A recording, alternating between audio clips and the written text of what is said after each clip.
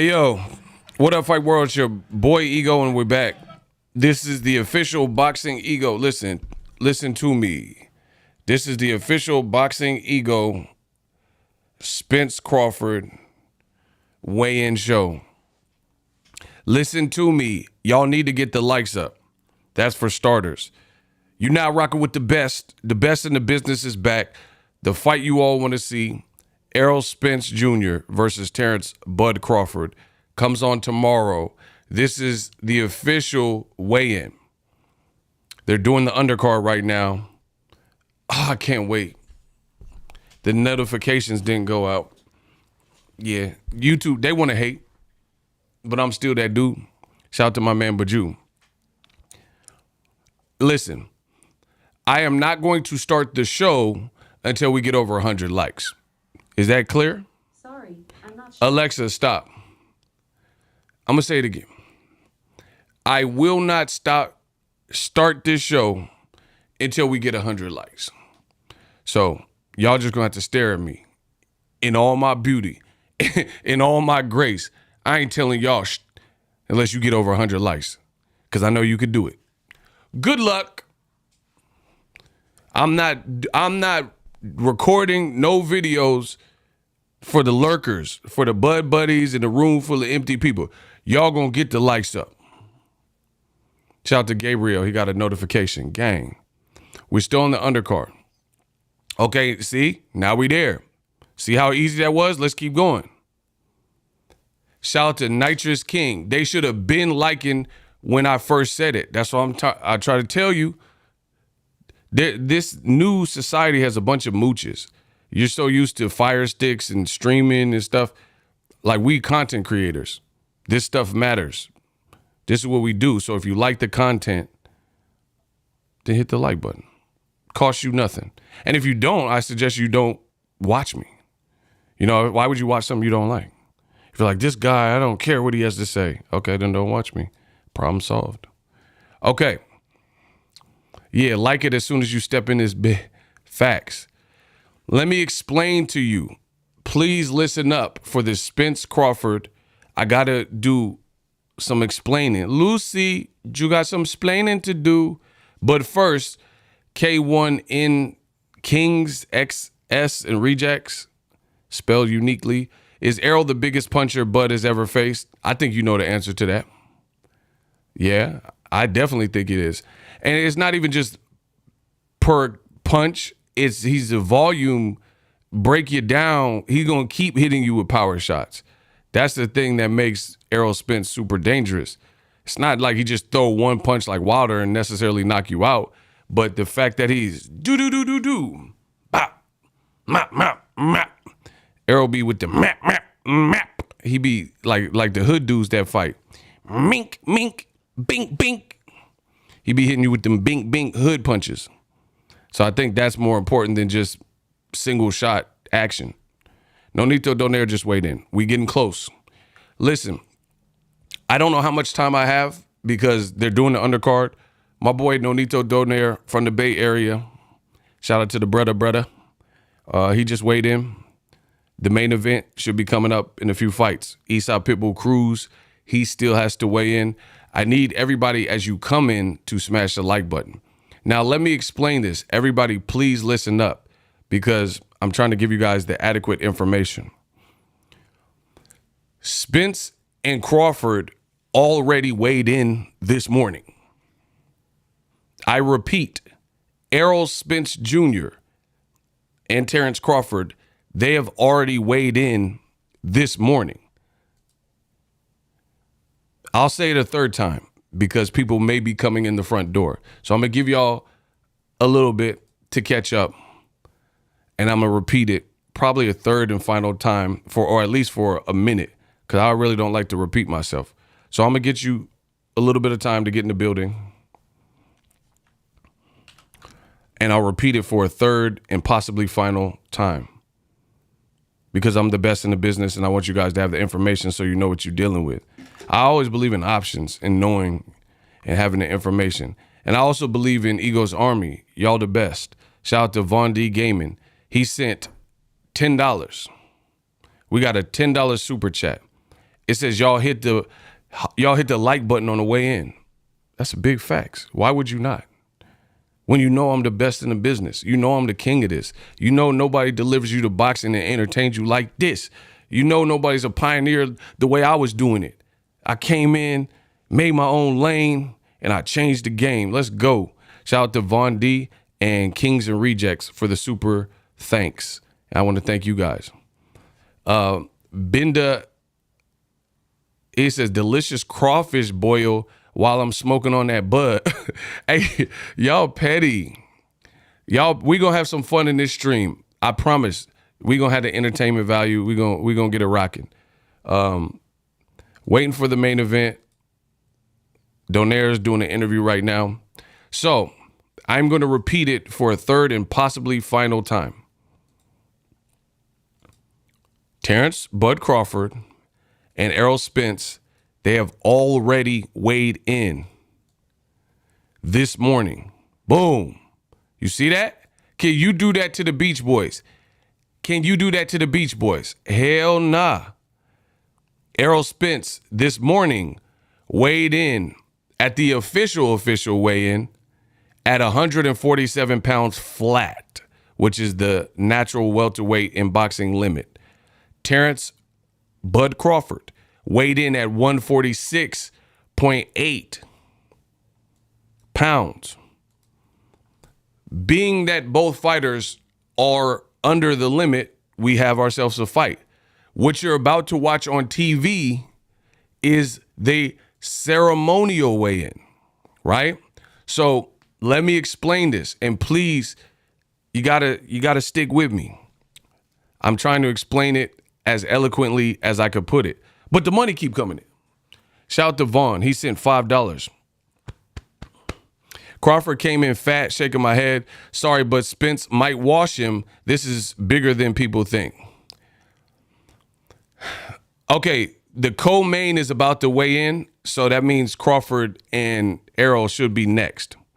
But I repeat to you, they have already weighed in. Okay, you guys are listening, right? So I'm going to say it again. Errol Spence weighed in at 147 flat this morning. Terence Crawford hit the scales at 146.8. So no matter what they show on the camera, we have ourselves a fight because both fighters have already made weight. That's a done deal. So the fight is on. Sometimes in big fights, this is just my own personal take. Big fights like this, a lot of money, you don't want to mess up your event. So that's probably why they did an early weigh-in, seeing both fighters on, Monday or whatever, Monday through Thursday, and deciding it's better to allow them to make weight in the morning instead of waiting till noon, 1 or 2, and then they got to hold their weight. And then if a fighter misses weight, then it won't be an undisputed fight. I mean, well, technically it would be undisputed, but one person wouldn't be eligible for the belt, which doesn't look as good, and it doesn't look as pretty if it's not an undisputed fight, right? Vaughn sent another one, $5. Oh my gosh. Shout out to everybody for the super thanks. Listen, you don't have to super thanks, but you can super thanks with the like or subscribe or share. Vaughn says, glad the fight is on, but you definitely was right. Crawford was weight drained for sure. See? Okay, Pitbull Cruz, he looked business. The guy barked at him. What the hell? Bro, Pitbull looks serious. The man just, what's going on? Bro, it looked like the dude snarled at him. This is gonna be a good fight. He's showcasing how much taller he is than Pitbull. Listen, there's another reason to buy this fight. I like Pitbull Cruz and Cabrera. He's the one that beat my dude Gabe Flores Jr. and dropped him. Okay, main event should be next. So anyway, when you have so much money invested in the fight, you don't want a fighter, you really don't want nobody to miss weight. So maybe as an added precaution, they did the morning weigh-in. So what is happening right now is just for the public. It's literally for show. The UFC does this all the time as well. So they do the ceremonial weigh-in where Conor McGregor will weigh in early in the morning sometimes, and then the weigh-in that you see him on the scale, he already knows he made weight or missed weight. You know what I mean? It's just for show, for the public, to get the fans to buy and last-minute buys and get the crowd excitement, because it would be boring if you did a behind-the-scenes, closed, official weigh-in. The public can't see it. The public can't reach out and interact and chant and boo and all that type of stuff, and then we just have to wait for the fight tomorrow. So this is just a ceremonial weigh-in. As far as at least the main event, they've already made the weight. Shout out to Icy. He said PBC was watching Ego's videos about Bud looking drained. They probably was, bro. And they like, we ain't taking no chances. Bud looked like a fiend. Bro, I'm not. Bud, this is how he was looking a couple weeks ago. Shredded, jacked. This is Bud a couple weeks ago. Flexing and all that type of stuff. And then he did all that to lose the weight, to have to make weight. Like, so these are some of when Bud was at the press tour, look how big Bud was looking. You know what I'm saying? Looking, flexing, face looking full. It looked like he truly started this camp at a higher weight than I can ever recall, Bud Crawford. And you did all that, you did all this only to have to lose weight. Silly game plan. Look, Bud looking ripped, and that's him a few weeks ago. That's him a few weeks ago. So you got jacked and buff. Muscles don't win fights. Y'all know that. Y'all know that. Muscles don't win fights. But look, he looking big and brolic and scary and all that type of stuff, right? The biggest we've ever seen Bud, at least in my view. And then when he got to Vegas and started making that cut, get to 200 likes, I'll show you the before and after. Y'all go get me to 200 likes and I'll show you the before and after. Y'all better hurry up because the main event about to weigh in. Bro, I'm not playing. Give me the 200 likes. Y'all better hurry up because when the main event is on. Everything for your vehicle in one convenient place. That's O'Reilly Auto Parts. And the last voyage of the... Y'all go get me to 200. I might have to save it because y'all taking too long. I might have to save it to the weigh-in because I ain't finna miss this. I want to see how they look after being able to replenish a little bit. Listen, y'all better hurry up because either this is coming on first or I can show you real quick. It's on the fans. I don't care. I'm here. I'm just doing my job, so I'm here regardless. He said, yeah, we should have been at 300. Like, y'all better hurry up. Jimmy Lennon, he bringing them out. Oh, it's too late. Y'all waited too long. It don't even matter now. Oh, they showing like a trailer or something. Yeah, get the lights out. He said he tried to punk Derek James. Facts. Bro, Bud did all this buffing up and bulking up to lose weight. That's a weird play from a guy who, that's not your strength, is to look buff and start the camp buff and all that type of stuff. Like, so Bud Crawford, this is how he was looking, right? And I'm making videos, Ego Weight Watchers, because this is my job. Look how swole Bud's looking and all that. All this is great. But again, muscles don't win fights. So when I see a fighter bulking up for no reason, yeah, I have questions. So you've seen how Bud was looking, and then now let me show you how he looked on fight week. Man, what? Bro, look at this man. And y'all said I was crazy for saying he looks like he's having a rough cut. Look at his eyes, dog. He truly looks like he live in the subway or something. It's not even just about not getting a haircut, bro. So y'all better hope Bud replenish real nicely. Y'all better hope he replenished. He looked, that looked like the weight cut is whooping his ass. That's my honest opinion. I mean, he looked, I'll continue after this weigh-in, but I'm not finished. We far from done. Bro, it looked like his cheekbone finna pop out. The crowd looks lit. I will say that. Vaughn says, I'm sick. Bud came in heavy, man. I had him winning, but now, hell no. Okay. Okay, Bud turned up. Hold on. He looked. Okay, Bud turned up. He walked out. And he's like, bro, he got some juices in him now.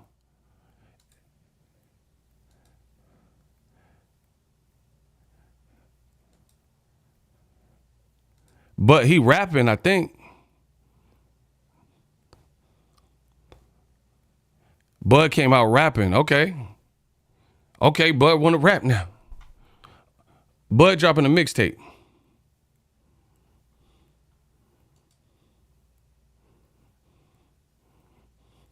He said now he got energy because he got some liquids back in him.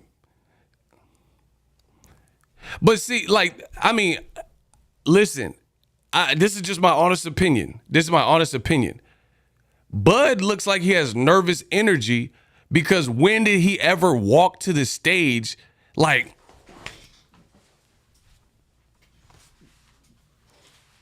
bro, like honestly, bro, for real. When have you ever seen him come out to any of his fights?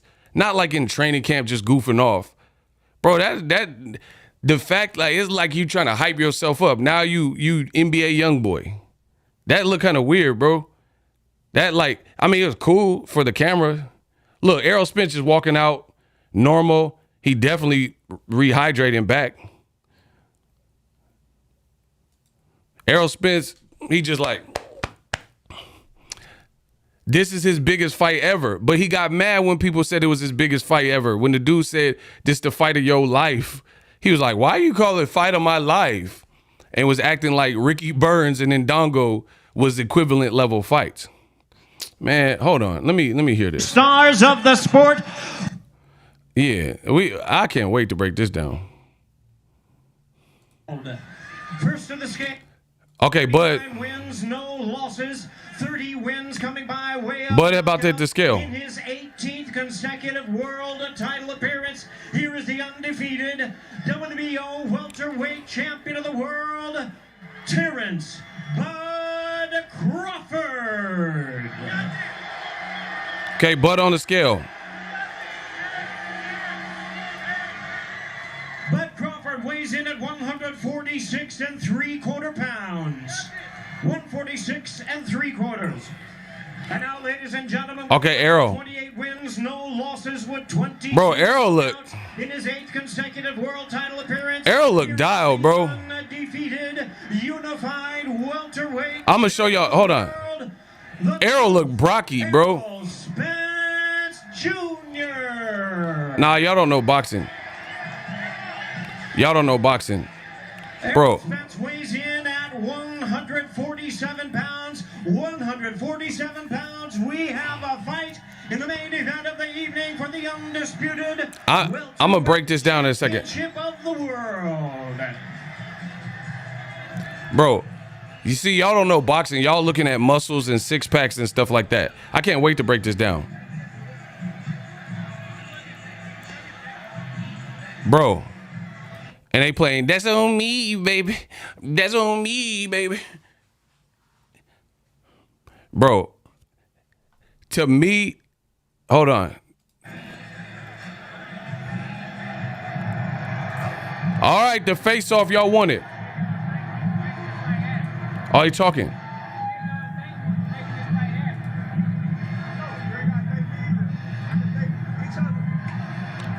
Crawford shaking his hand.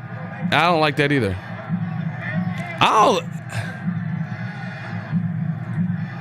Bro, I don't like Crawford shaking his hand.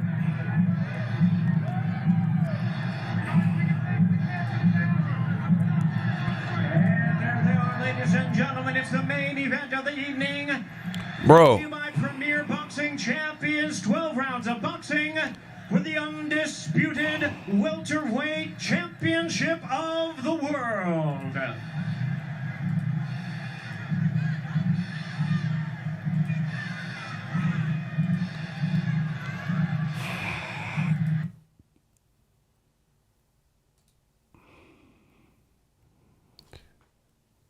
Bro, somebody said Bud looked way better than earlier.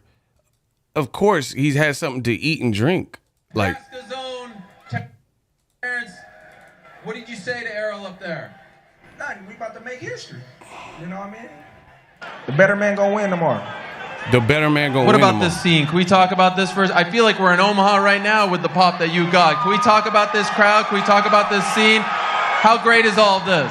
Oh man, my city love me just like I love my city.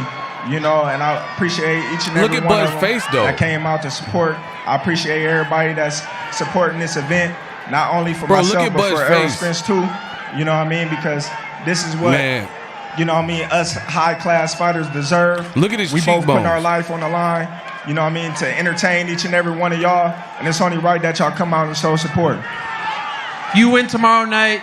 You become the first undisputed champion in the 4-belt era at 147. You also become the first male boxer to be undisputed champion in 2 different weight classes. How much does that mean to you, being the first to do that? Well, when I become undisputed in 2 world class weight divisions, Like, you kinda it's stuttering, gonna be too. great. You know what I mean? I'm gonna pay homage to the man that got me here, and that's Jesus Christ. Final thing, how do you win on Saturday? Just being myself. Good luck to you, Terence. All the best. Show some love to Terence Bud Crawford, everyone. I can't. All right, now I'm being joined by the WBC, the IBF, the WBA welterweight champ, the one and only Errol looks super Spence calm. Jr. What about this scene up here? What do you make of all of this? Has this exceeded your expectations? Definitely, man. It's beautiful just having people coming out and supporting us, man. It's huge, and now it's time for me to put on a big show come Saturday night. What did you say to Terence up there? I said he need to thank me for making this shit happen. You made it happen. Damn. Who? Of course I made it happen. See? Gave more money. You see, we did a coin toss and all that. Like, my name on the front of it is Spence Crawford. It ain't Crawford Spence. So Facts. why Facts. I gotta do a toss? Why I gotta do a a coin toss? toss? Why I gotta do a toast? I don't know. I don't make those calls. Do you think this is a more Facts. pro-Crawford crowd or pro-Spence crowd? You let them decide. What is it, pro-Crawford or pro-Spence? Come on. Bro. I don't know. I think it's 50-50 like the fight. Man, that was horrible. How do you win tomorrow night? What do you have to do to give him his first loss? Beat me. Can't wait for it. Show some love to Errol Spence Jr., everyone. It's going down tomorrow night. Straight to the point. No real animosity. Nothing. You know, it wasn't, nobody pushed each other. I think Spence and Crawford know each person is formidable and it's a big fight. So there was a level of mutual respect. That's kind of what I seen. Oh my gosh. Get the likes to 300. I can't wait to break this down, dog. Listen, y'all got to work with me if y'all want the cook up. That's the only way I can do these cook ups for you. Get the likes to 300. I'm not playing for an empty room, bunch of mooches and stuff. I promise you that.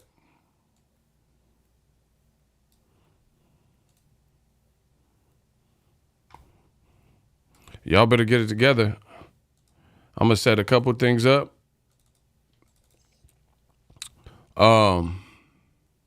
Yeah, get the likes to 300. It's definitely an excellent fight. It's definitely an excellent fight.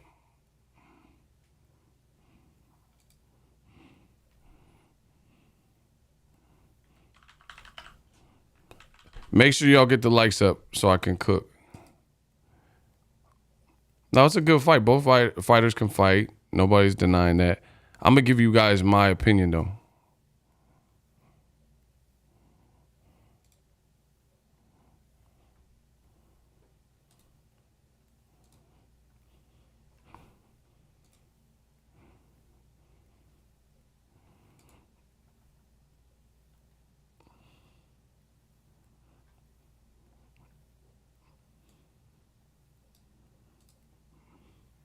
Somebody said Bud had nervous energy. Listen, what made you say that? I want to hear y'all out, and I'll give you some of my thoughts. He said Bud had nervous energy. What made you say that? And I'll give my breakdown. We're doing the official Spence versus Crawford weigh-in reaction.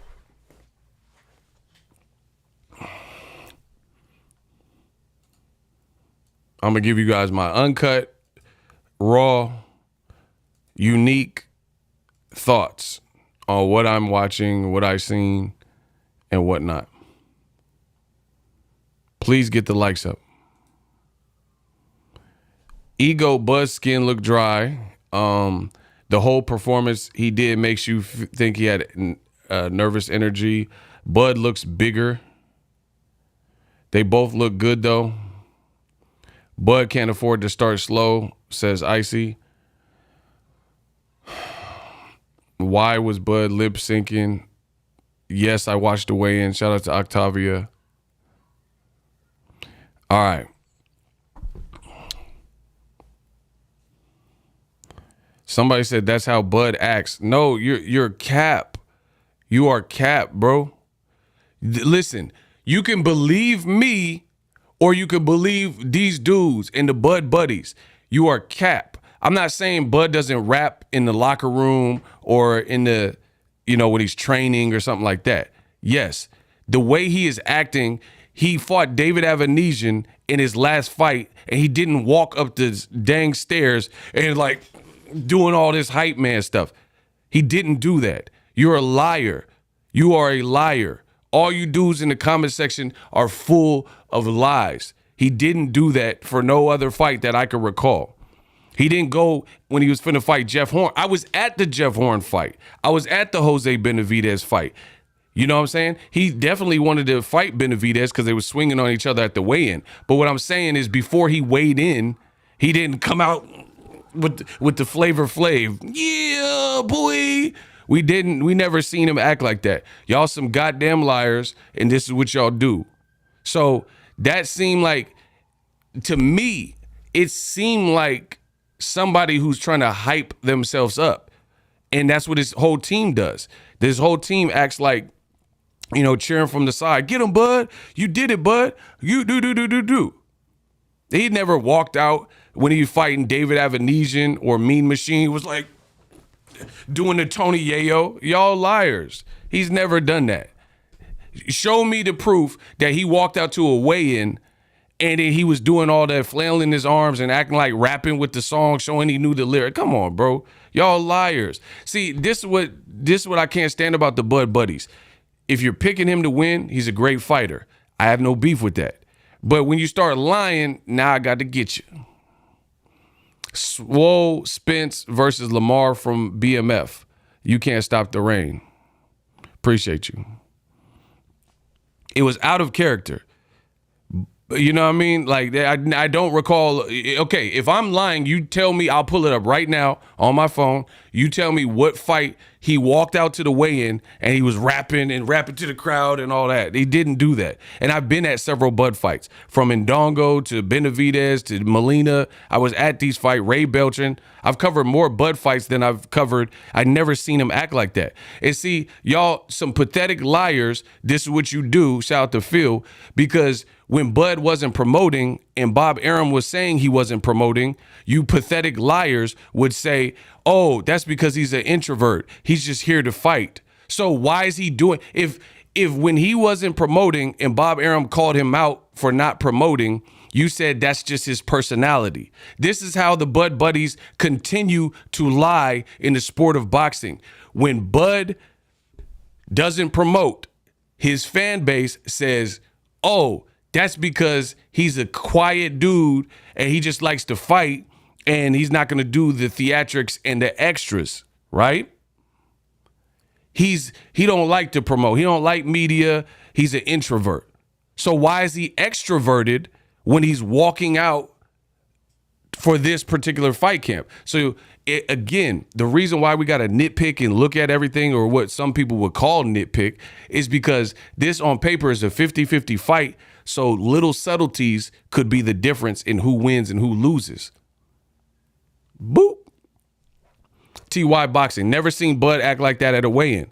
Yeah, like he's trying to like turn himself into Tupac or Me Against the World and like, I ain't a killer, but don't push me. And like hype himself up. We never really seen him doing that. I'll pull up the Mean Machine weigh-in right now, and I guarantee you he didn't walk out and do all that rapping and karaoke. Stop it. Y'all some liars. So again, the Bud Buddies, they don't want to be wrong, so they lie. I'm not saying he's not a jovial person if you kick it with him, or like he don't rap when you to Shakur or something. I'm talking about for a fight. He kind of like level-headed, unless it's Hank Lundy or Benavidez, somebody he not messing with. That's the only time he really turns up. Other than that, he's just like low key. What he did yesterday at the press conference, he's literally arguing with someone in the crowd, even if it's Spence's team or whoever it was. Why? Like, bro, you literally just had a speech about can't we all get along, and this what happened when niggas get together and, they look at black people funny because there's always some shootings and it could go deadly in any second. You said this whole Louis Farrakhan speech, and then you proceed 2 minutes later to get into it with somebody in the crowd and say, you a bit. Oh, no, you a bit. Yeah, you a bit. Because you act like a female, you a bit. Bro, tell me that is normal behavior to say, can't we all get along, keep the peace, to 2 minutes later, you a bit. Oh, you a beezy. You beezy, double beezy. Like, come on, bro. Like Nipsey Hussle said, pick a side, got to keep it there. Switching up, niggas, looking where? Like, you can't be a blood in the Crip. Not in Cali. If people found out you used to be a Crip and now you blooding and you flamed up in Cali, they'll DP you just off principle. I promise you. I know people in that lifestyle. Bro, I promise, dead homies in Cali. And I'm in the Bay, so we don't have the gangs the same way, but I got a lot of folk, a lot of kinfolk in L.A. In L.A., on dead homies, if you're a blood and then you switch to Crip and then people found out, you getting DP'd. You getting DP'd on the set, on dead homies. Because you can't just switch your affiliation. That gang stuff, that's a real culture for people.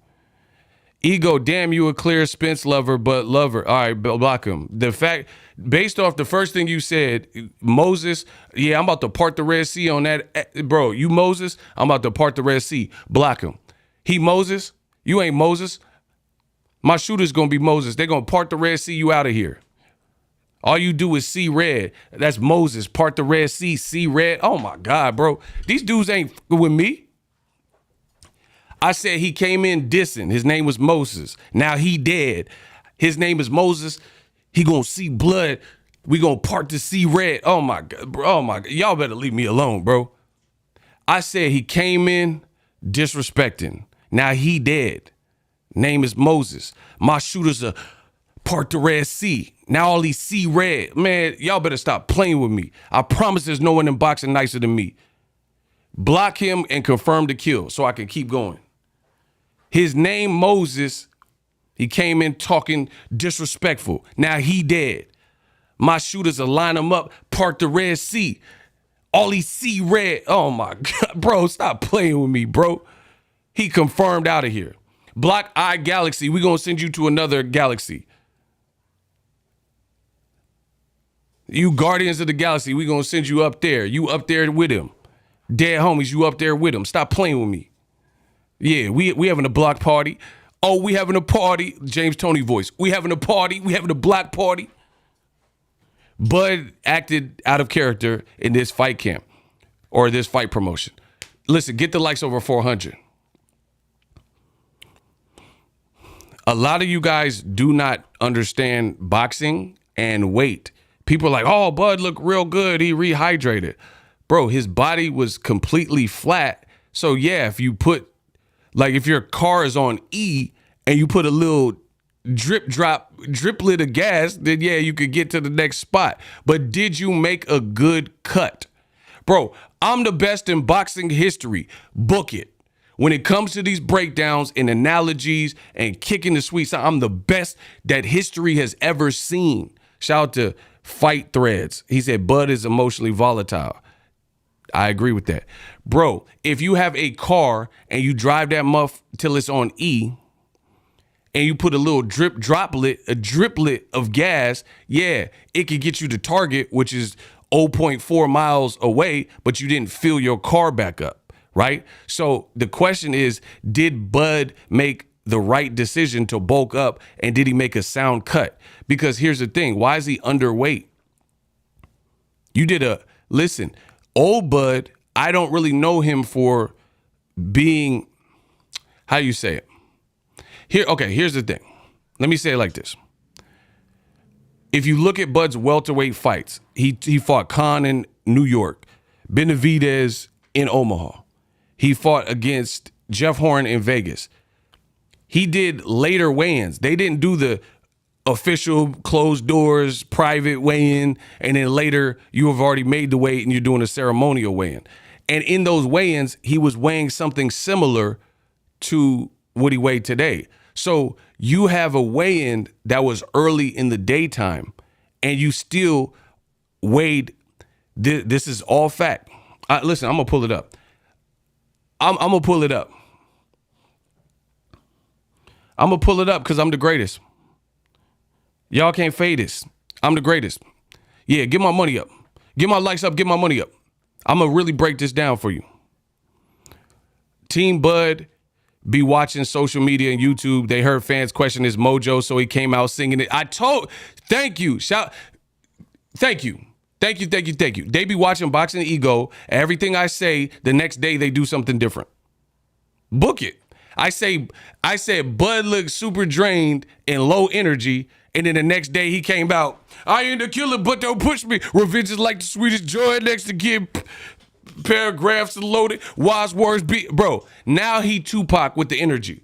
When I made the video, you wasn't Pac. You was Lil Zane. You was baby Pac. Your energy was not on Tupac Shakur, Tupacalypse Now. It was on Lil Zane. It was on Tonight I'm Yours, turning on it, pick up the phone.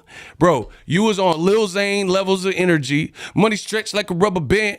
Cats got beef with me, so get your grands up. Now all of a sudden, when I make the video, Boxingego, the Don of all things, Lil Zane automatically turns into Pac.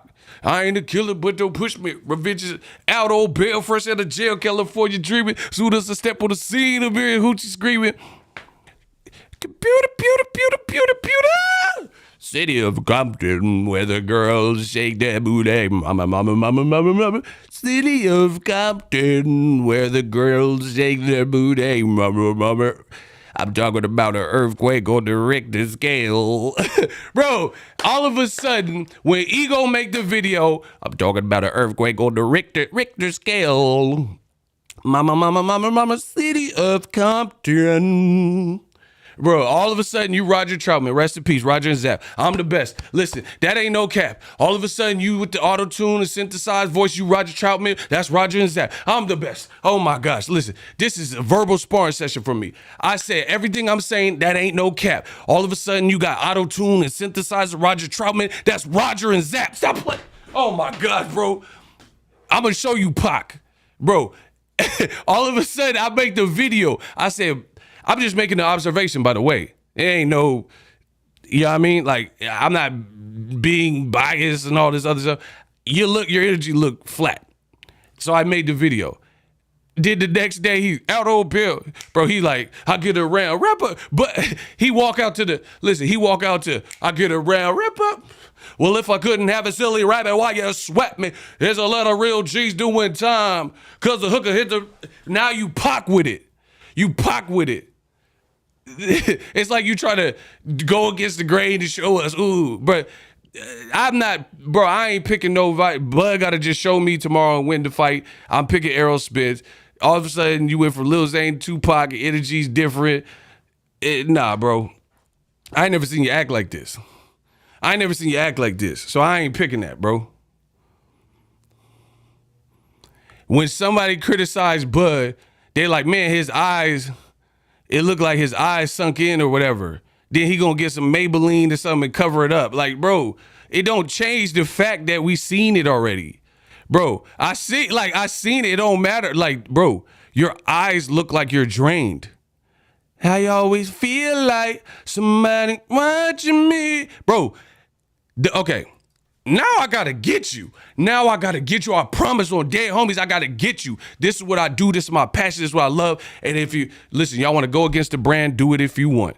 The thing I'm saying, nothing changes. Nothing changes.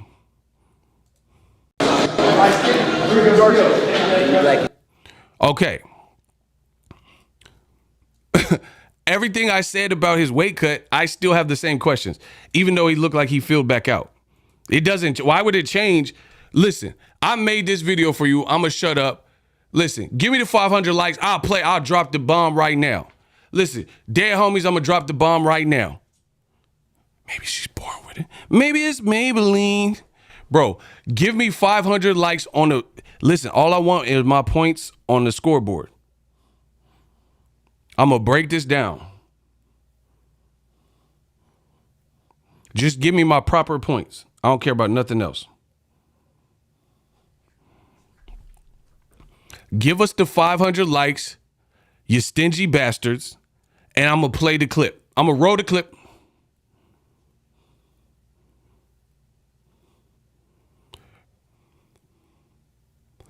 And I'm trying to tell you, I'm from the bread. Like, I don't know where y'all from. We'll get to that in a second. Give me the 500. Oh, there we go. The money keep going. There we go. Yeah. Give it to me. Give it to me now. Give it to me now. Yeah. Run me my numbers. Kamal says the Bud Buddies are annoyed, furious, and salty. But this is the thing. It's just boxing. I'm talking boxing. They be like, oh, you're stupid. I hate you. You're busy. Like all this stuff. I'm talking boxing. I'm giving you my opinion on why I think the man is drained. Roll the clip. Stop playing with me, bro. This Bud. Oh, he look good right there. Bro, this is Bud yesterday. Bro, y'all said I was tripping. This Bud yesterday. Okay. Look at his eyes. The eyes, Chico. The eyes never lie. He look good. Watch. Look at the bags under this man's eyes, dog. Hold on. Bro, he fell asleep in the interview. And y'all say I'm tripping. Look at this man's eyes. Okay. He look good right there. Like, honestly. I'm not just talking about the scraggly beard and the hair. Like, I'm saying his face. We talking about the face.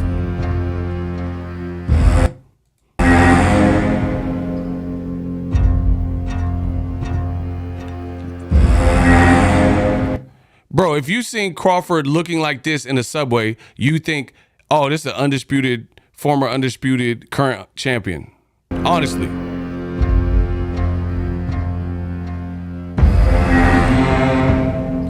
Bro, it looked like he got Jada Pinkett hair, his hair spotty. Look at his face, bro. What y'all talking about? And I'm about to really blaze y'all. I'm talking about the man weight cut. The Bud Buddies get mad and start talking about me. Like, I ain't got nothing to do with it. I'm not fighting. I'm talking about the man weight cut. Look, bro, look at him. That look good? That look like the best Bud you... Bro, that look like a good weight cut to you. You seen Bud ever look like that? Let me know something in the chat right now. I'm the best in the business, best doing it. Y'all came to ruin it. I'm the best doing it. Have you ever seen Bud Crawford? Ego got me in tears with the music. I'm the best with the music. I'm the Dr. Dre of boxing. Ego Veli is foul for the music. Man, all right, bro. Y'all blame me for everything. Now I get blamed for the music now. What you want me to put some country song on there? What can I do in this boxing game? Every time I have an opinion, y'all mad. Oh yeah, this guy sucks. Oh, like what can I do? Can I eat the pickle? What movie is that from? Bro, this is this man yesterday. And when I say these things, y'all say, oh, he always looks like that. Bro, Crawford, bro, this is him yesterday. He always looks like this a day before his weigh-in. Come on, bro. Y'all some liars. Listen. Bro, I'm making the video. When I make the video, the static video where I can't respond, they try to gang up on me in the comment section. Tell me what fight, I'll pull it up right to meow, that Crawford, the day before his weigh-in, he looked like Will Smith in The Pursuit of Happiness. Remember, he was walking down the street? Bro, Crawford looked like he was sleeping in the bathroom with his son. Remember Will Smith was running down Frisco on Pursuit of Happiness and he walked down? He got the job. He started crying and they was banging on the bathroom door with his son. He talking about, please help. Bro, he looks like William Smith, the Fresh Prince of Bel-Air. Not Mike Lowry.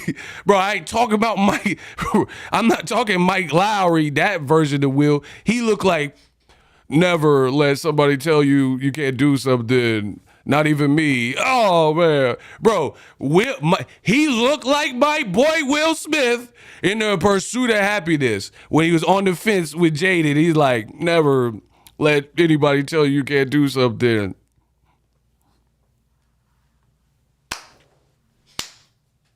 And he was walking down the streets of San Francisco clapping. And when I say this, I'm the bad guy. Come on, bro.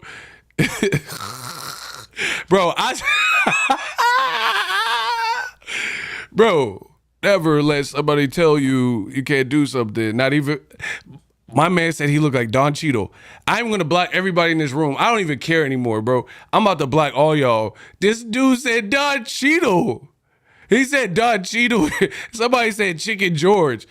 And then when I make an observation, stop, my stomach hurts. Good. All y'all throw up because y'all act like I don't know what I'm talking about. And the man was just looking sickly. I've never seen Crawford like that. I've never seen The Pursuit of Omaha Happiness. I've never seen that, bro. My man Icy said he looks like Mum-Ra from the Thundercats with them cheekbones. That's what I'm saying. And when I say it, I'm always the bad guy. Y'all like act like I'm tripping. So I pose this question to you. Yes, he filled out because he actually had something to eat. Imagine, put it like this. Imagine if they didn't do the ceremonial weigh-in and he had to weigh in on that scale at 1 o'clock or what 3 p.m. and he had to hold his weight to 3 p.m. and he was looking like this at 5 p.m. yesterday. Imagine how he would look. Bro, he would come out looking like Thriller. Doom. Bro, I promise you, if they weighed him in at 3 p.m. instead of the early official behind closed doors, he's finna look on some... Cause this is real life. A doom doom doom doom doom. A doom doom doom. Doom doom doom doom. It's close to me. And something evil lurking in the dark. You try to scream, but Terence, take the top before you make it. Bro, you try to scream, but Terence, make a sound before you... Man, come on, bro. You try to scream, but Terence, take the sound before you make it. Yeah. Bro, he looked like Michael Jackson with the werewolf in Thriller when he's like, I'm not like a... Hey, girl, I'm not like other guys. And he dropped to the ground. And he came back as the werewolf. Bro, it looked like a werewolf that didn't finish changing. The moon came out and went back down and he was in the middle of transforming to the werewolf. That's what he looks like to me. I'm the best in the business. I'm being 100% as open as I can. He looked like a werewolf, a lichen, mid-transformation. And you guys are telling me that my eyes deceive me.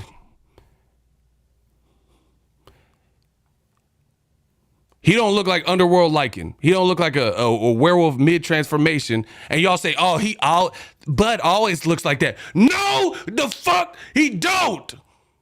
He don't, bro. Okay, y'all piss me off now. Let me calm down. Tell me what, somebody said he looked like Cuz from Thinner. He said, thinner. thinner. So I will give someone $100, $500. I don't even care about. You're not gonna make me look dumb. How about this? I will give someone $500 right now if you could tell me a welterweight fight that Bud Crawford had where he looked like that on Tuesday or Wednesday. And I'm going to pull it up right now because I don't know what I'm talking about. But y'all got to sweeten the pot. If you can't prove it wrong, then y'all going to donate. Y'all going to hit the like button. Y'all going to share the video and blow up the channel. I believe what I am saying. I'll be a martyr for what I'm saying. My man said he looked like Skid Row. Somebody said he looked like Samuel L. Jackson in Fresh. I'm done. It's like the Punisher. The Punisher bad. Punisher kill you. Bro, he looked like Samuel L. in Fresh. I'm done. Let's play the game. Listen, because my time is, listen, I promise you, my time is money. You guys in the comment section, that's your job. This is my job, and I do it oh so well. I'm Elite Ego. If I don't know what I'm talking about, let's bet something.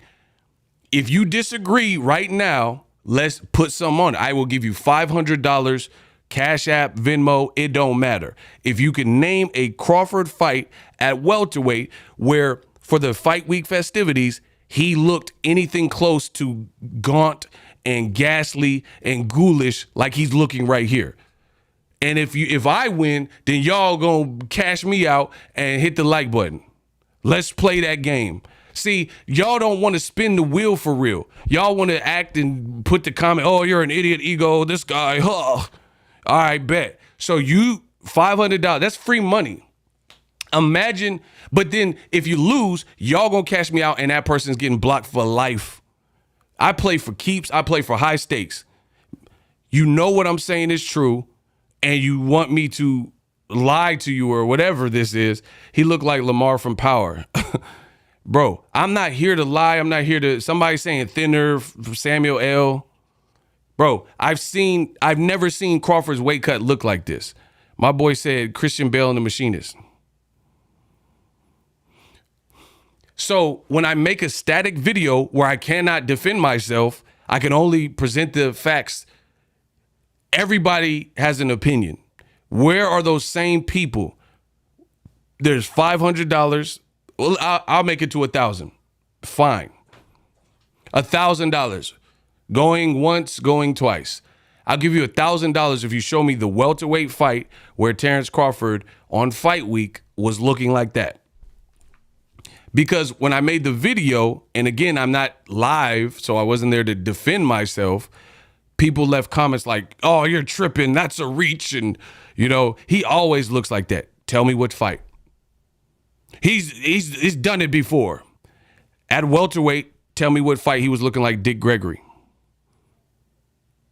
I don't care what you think. Bro, tell me where he looked like angry Dick Gregory. Don't tell me what you think. You interviewing me. Like, bro, where he was looking like the boy Dick Gregory getting mad at the interviewer. Come on, bro. Stop playing with me, bro.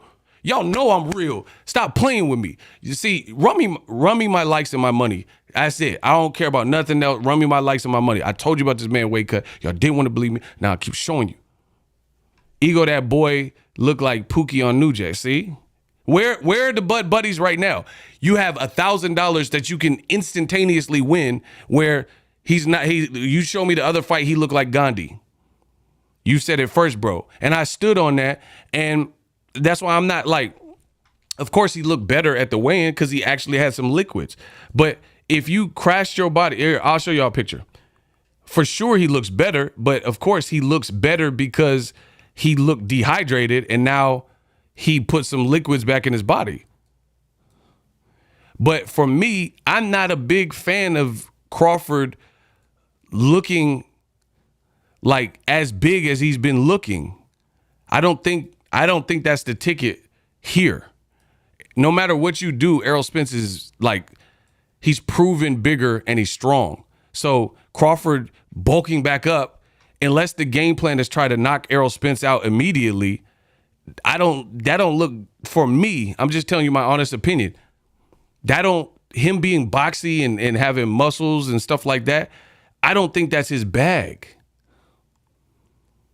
Like, you're not okay, here's an example. Let's talk boxing.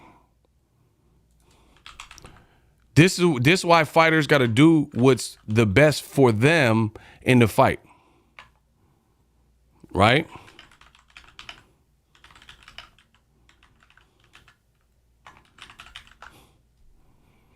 He said he looked like Martin Lawrence in life when he got old. Pretty done. I'm done, bro. Bro, I'll give you a perfect example of boxing 101. Okay, Tim Bradley. He's not really known as a power puncher. This is how Tim Bradley was looking before Ruslan Provodnikov. I mean, he looked big, but he's not known as like this crazy, crazy puncher. So that looked good if you're about to be in a movie to get as big as humanly possible, right? And get shredded and all this type of stuff. But guess what? This is Tim Bradley. He looks far more chizzy, and look at his bicep. You know what I'm saying? He's in shape. He's in shape. But his bag is not, it's not a bodybuilding contest to the point where getting in shape or looking bigger is your ticket. Crawford, if he were to win,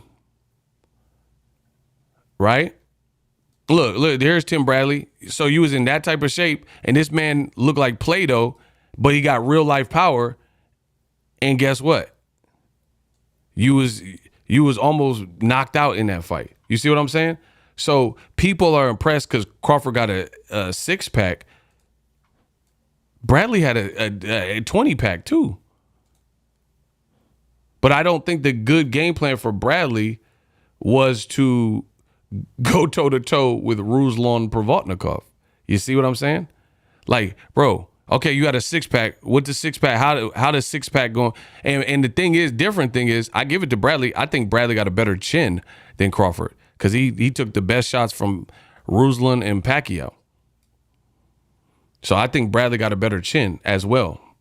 But he told you he had a concussion. So all the like muscles, that's not going to win the fight.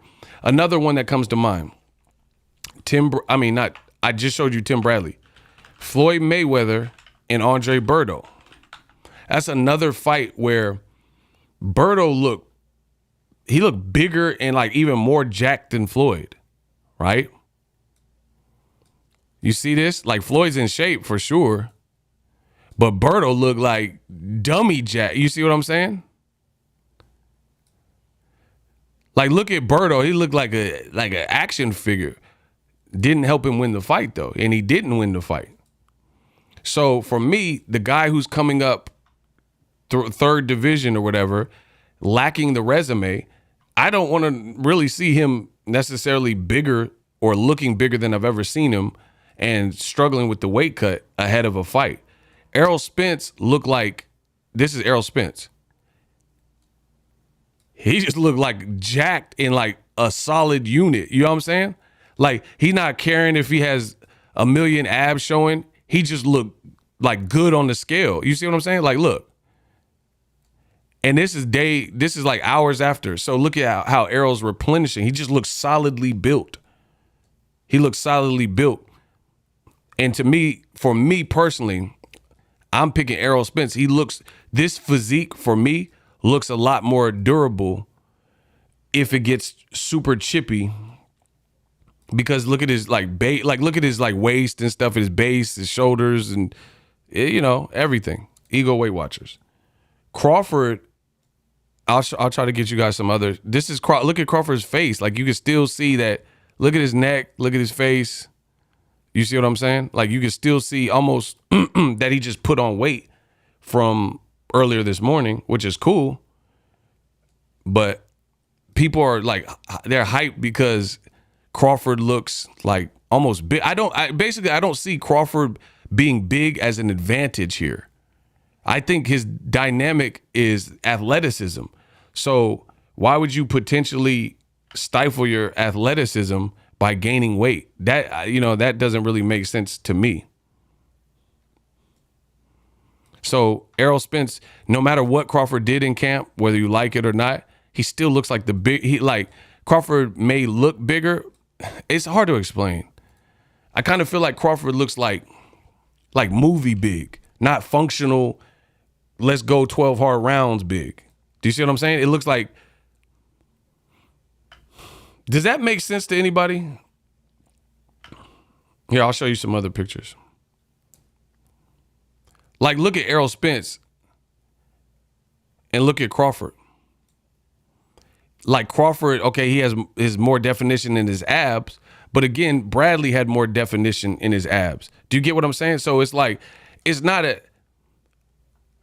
yo, ego, you think it's stoppage or decision. It depends on how much Crawford can take. You know, if he could take a lot of punishment, which I really don't know. I would say late stoppage, possibly a decision though. I could see a decision. I think the first 5 rounds are super important. As long as Errol Spence ain't reckless or anything like that, then I think as the fight progresses, he's going to pull away. Crawford is going to have more wear and tear, possibly get stopped late, you know, depending on if he could take a lot of punishment or if Errol's just like super responsible, you know, and he's like not taking no extra chances with trying to force the stoppage, then Crawford just makes it to the 12th. Like a Mikey Garcia, if it's kind of like a Mikey Garcia approach. But I do believe by the end of the fight, you'll be able to tell Crawford was in a fight. I do believe that. All that muscle Crawford had to cut to make weight might cost him big time in the second half of the fight. He could gas out. Thank you. And the Bud Buddies are getting mad because I'm saying these things. I'm giving you my honest opinion. You don't like it, take a hike. I don't know. I'm not going to cater my opinion that I really see to fit you because you're going to get mad and say, oh, you're biased for Errol. I mean, whatever. If I can't have an opinion without being biased for what I see and what I like, then so be it. I'm telling you my honest hand over, because you have to look at it, a person of my position. What if I didn't believe that? Just like I can't speak for anyone else, but what you know about me, if I didn't believe what I was saying, why would I want to say it only to look dumb tomorrow if I didn't really believe it? Just think about that. Whatever you think you know about me, which is only what I show you, why would I intentionally use my platform and put out like falsehoods, things that I really thought I was going to be wrong about just tomorrow if I really didn't believe it? Like if I didn't, it's a 50-50 fight on paper.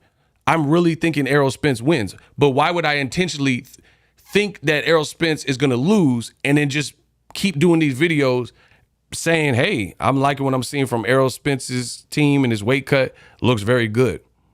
Crawford, questionable. Why would I do that? Like, you definitely have credibility in the game and you're going to get more credibility points if you say information that is accurate. So I don't know if you guys think I'm stupid, but I think it would be a dumb play for me to just, people are like, oh, you're just biased. Bro, it's nothing to do with being biased. Crawford's a great fighter. He has an opportunity to win. I don't think he wins. It's my opinion. I don't think he wins here. And I'm telling you why I don't think he wins here. But again, using common sense, why would I openly put out content that I truly didn't believe if I really thought I was going to be wrong? It's a fight. Somebody got to win. Somebody got to lose. You guys are the idiots in the comment section trying to turn it into some gang turf war or whatever the hell it is. It's not even that serious. Listen, I've made a lot of money this month. Tomorrow, no matter what happens, I'm going to continue to do that. And then I'm going to go on to Jermell Charlo and Canelo or whatever the next fight is. Devin Haney, Regis Prograis, or whatever. That's my life as a content creator. Y'all are the ones like, if I get something right or wrong, you decide if you want to come back and praise me or tease me. I'm a content creator. I don't care. None of that moves me. If somebody proves me wrong, they prove me wrong. So be it. I'm a man. I'm human. Kiss my ass. It's that simple. Y'all the ones like, oh, Ego got something wrong. Make fake videos. Ego cried when Wilder lost. Yeah, I cried. And even though none of you guys have ever seen me cry on camera. There's YouTubers that cry on camera. You've never seen me cry. But dudes are saying I cried. I got glasses on. How enough? Just you guys tell me how this makes sense. They're saying Ego cried when Wilder lost, but I'm wearing glasses. How could you even tell if I was crying if I have glasses? But this is the level of stupidity and tribalism and all national pride and all this goofy that y'all be on in boxing. They say Ego cried when Wilder lost to Fury, but I'm wearing glasses.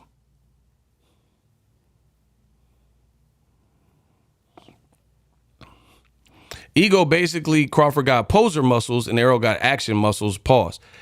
Facts. And here's the thing. Who has a better, more scientific team? Errol Spence, Derek James, and Elliott, the nutritionist and all that?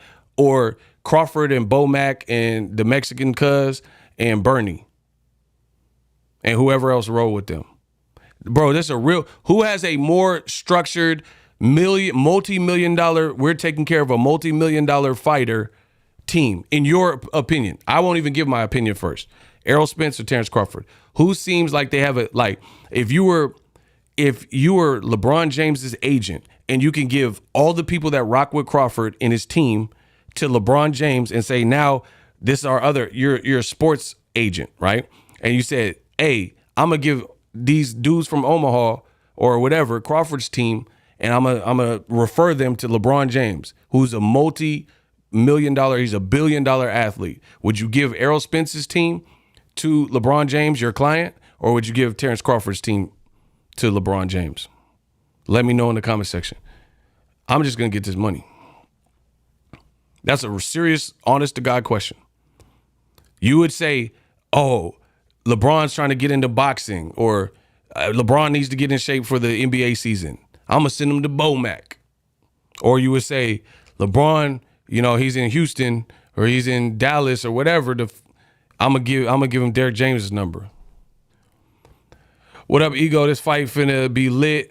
P.S. Buy the pay-per-view, y'all, especially you Bud fans. I know y'all be streaming it illegally. LOL, we asked for this. Everyone's saying Errol Spence.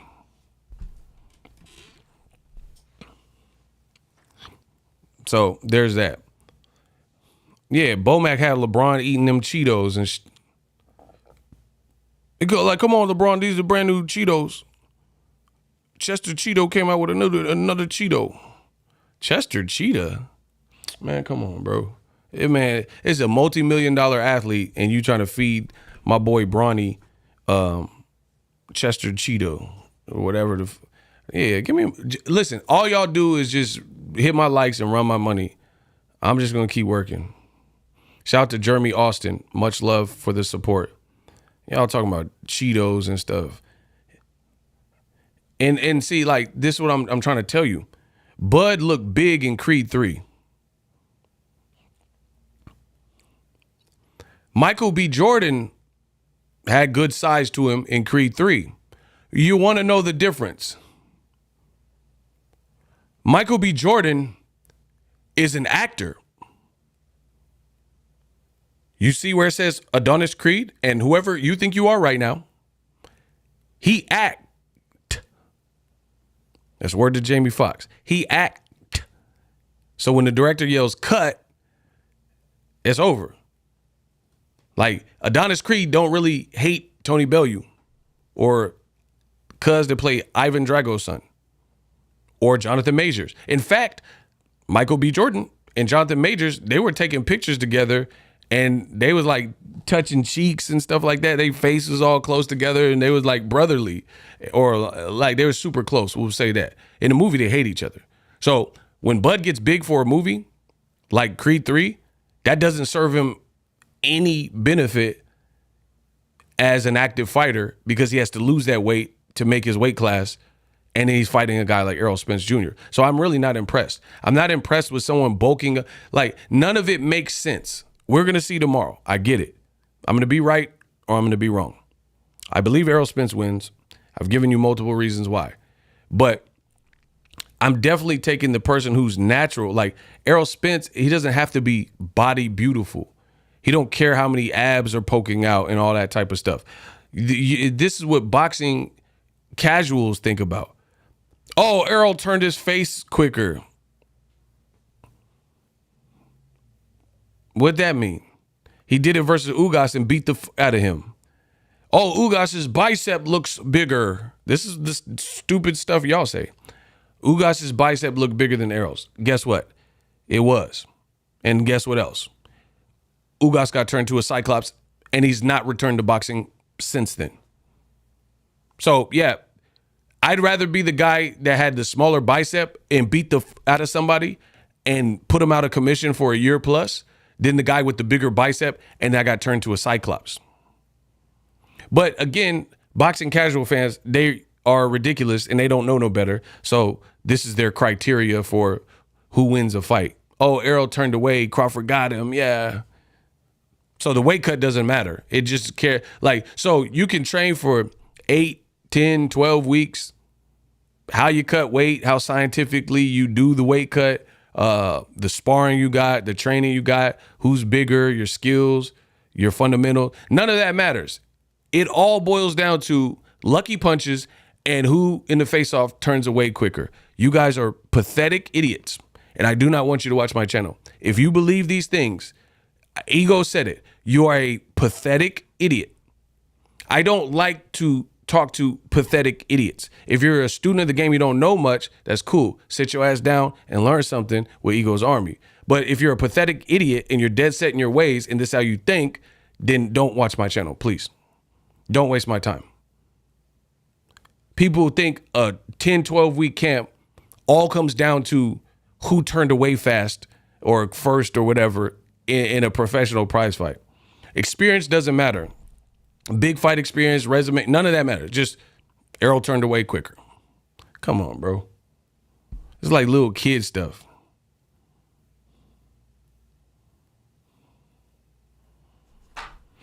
He said every face-off, Errol turns away quick. That's what I'm saying. And he's been undefeated to this far, so I wouldn't put too much stock in that. I remember when Floyd fought Canelo, if you go, don't take my word for it, I had a channel then. So I've been doing this. Floyd was chewing his gum real fast, and he was like smacking, like, and he was looking at Canelo like chewing his gum. There were literally fans, La Raza and Canelo fans and people with Canelo headbands and all types of stuff. They said Floyd is chewing his gum really fast because he's nervous. The next day, Canelo proceeded to get his ass whooped by Floyd Mayweather, the older, smaller guy. So where did the chewing gum fast come into play? I thought he was nervous. Canelo's the one that looked nervous when he got to the fourth round, didn't know what to do no more. But again, this is over some of y'all's head and over y'all pay grade. The other thing about the weight cut is this. Bud, he just didn't look like he had a great cut to me. He came in under the weight limit, which could indicate some things. He was 146.8. So he could have been worried about the weight cut, so he did extra just to make sure he was under. How did Spence, who's the bigger guy, arrive exactly at 147? I love that for Spence. Because if you know boxing, you know what that possibly could mean. Just think about it. Spence didn't miss weight, and he came in exactly at the weight, not 147.2, not 146.1. He came exactly at the specific weight he needed to be in. I think that's a benefit, bro.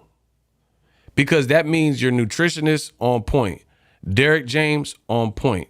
The science you guys use to arrive at the weight cut on point. Why is the bigger guy perfectly at the weight on the day of the fight? He didn't have to come super under. He didn't go over. He's literally at the exact number for the weight limit, which I would expect for a guy who spent his whole career at welterweight. It's probably not easy. It's not easy. So to me, somebody said, good question. Of course, because I'm Ego. I'm Boxingego. All my questions are good. I'm the best in the business. I keep telling you guys. For me, he at this stage of his career coming in exactly, if he was 20-something, then yeah, maybe he comes in a little bit lighter because he's a youthful, welterweight. He's 33 years old now. This is perfect. Making weight, and I can't keep stressing this, making weight is a science. It's like landing a plane. I know some of y'all like, oh, Ego, what are you talking about? How is it like landing a plane? Whatever do you mean? Hey, get my likes up. Y'all gonna get my likes up or you gonna get my money up. You got two choices in this world. If you're in this chat, you gonna get my money up or you gonna get my likes up. That's it. I don't give no more free game. I did that for years. Yeah, y'all ain't getting no free game. Get the likes to 800. Let's go. If I'm working, y'all working. We all working. Now, let me explain my analogy that I just made up because I'm the greatest. Making weight is like landing a plane. Let me explain.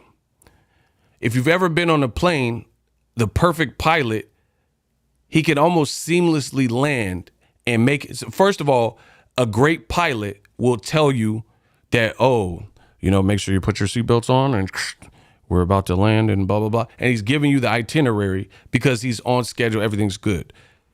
We're about to enter and make our descent, blah, blah, blah, blah, 10,000 feet. Make sure you guys use the bathroom. We'll be here to collect the trash, put your seatbelt on. And then everything he says coincides with how it actually happens. And even the landing, they stick the landing.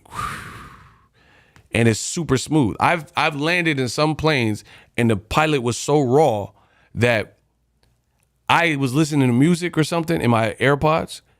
I didn't even know we landed. I'm not even being funny. I don't know if I fly a lot or in my lifetime I've flown a lot. I don't know if you ever had that experience where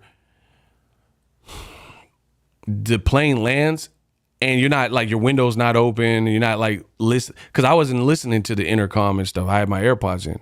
I was just waiting for us to land. I was on my phone listening to whatever, blah, blah, blah. We literally landed and I didn't know that we had actually landed. It was just super smooth. That's a great weight cut. You shouldn't even feel like the weight cut. I mean, of course, you're going to train hard and stuff like that. It's going to be somewhat exhaustive, but it's supposed to be as seamless and as smooth as you can make it. The fact that Errol Spence came on 147 on the nose, that means they had it down to a science and knew where he needed to be, gradually tapered and brought him to the exact weight he needed to be. And this is Errol Spence. This is his last fight at welterweight. It's pretty much all but said that this is his last fight. So they said one more again, you have to make 147 flat. And I love that because if it's your last fight at welterweight, you don't want to give up a half a pound or do anything. You just want to come exactly at the rule set and then move on with your life. DK says everything about Bud's camp contradicts who and what they say he is. He's been emotional, unprofessional, almost looks out of place, #man down. Boom. Shout out to DK. I'm going to get a drink and I'll finish my thoughts. Please get the likes to 800.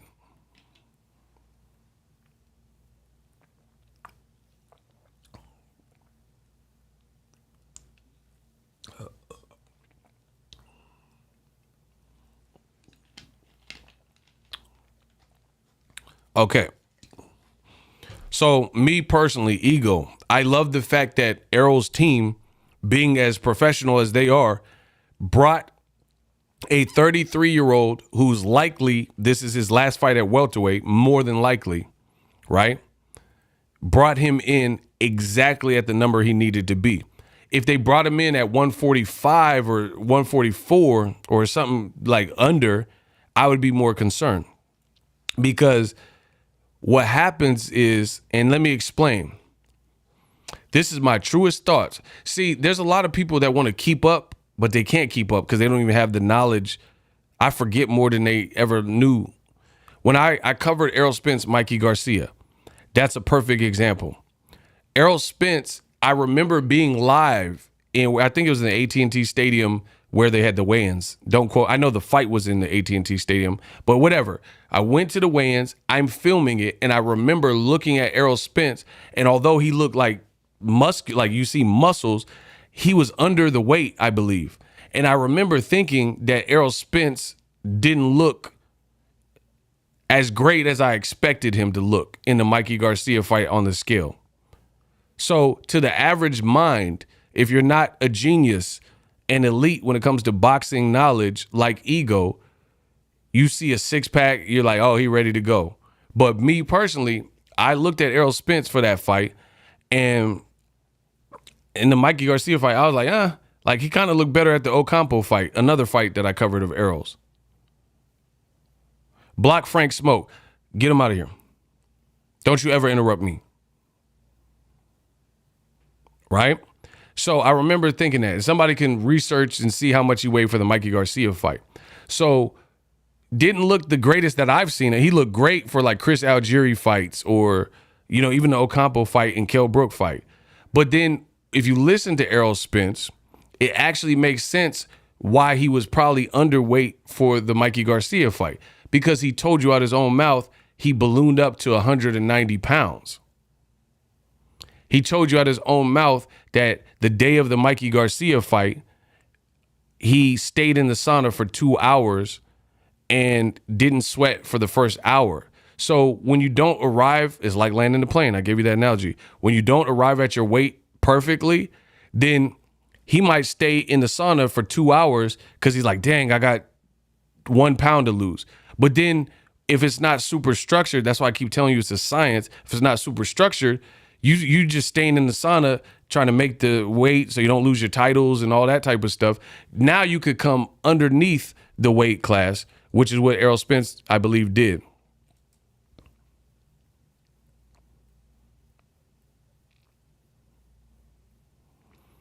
So does that make sense? Does anyone fuzzy or have any questions about what I just said?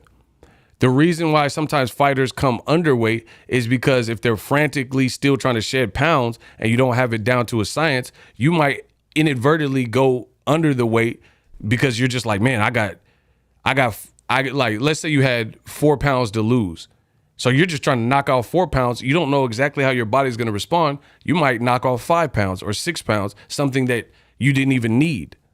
And that's a more undisciplined camp. So the fact that Errol Spence's people brought him exactly at the number in pretty much his last fight at welterweight, I think that's better. Bud is the one that came under the weight slightly. And this was for AM 10, 11, or whenever they weighed in, they did the official weigh-in. So it's early. And just hear what I'm saying. There's rumors that he missed weight. I don't know about none of that. But what I do know is they interviewed, the ceremonial weigh-in was the cap weigh-in just for the crowd. That was at 3 p.m. There's reports that they had made the weight on Twitter, and let me check the time.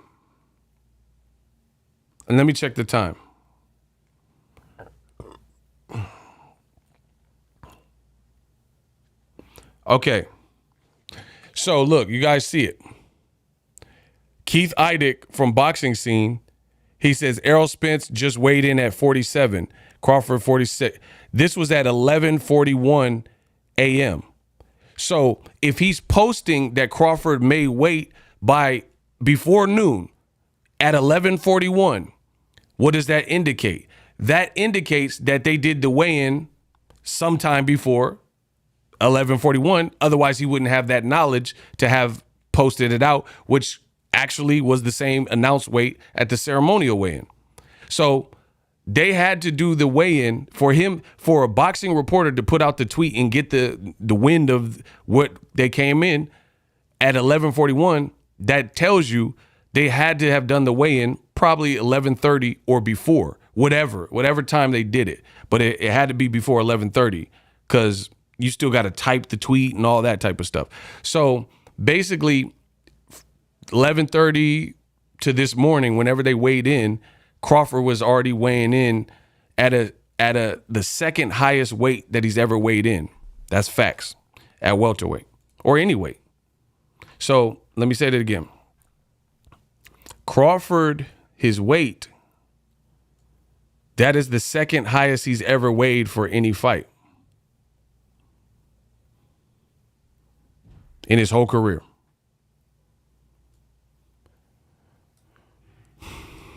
I'm the best in the business. So this is praying Crawford. These are all of his weights because I am the best in the business. I don't just tell you, I show you because I'm the best in the business.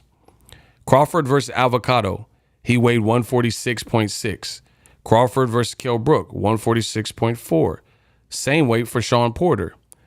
Crawford versus Mean Machine was his career highest weight at 147. Prior to that, Benavidez, 145.4. And the Crawford versus Khan is 146.4.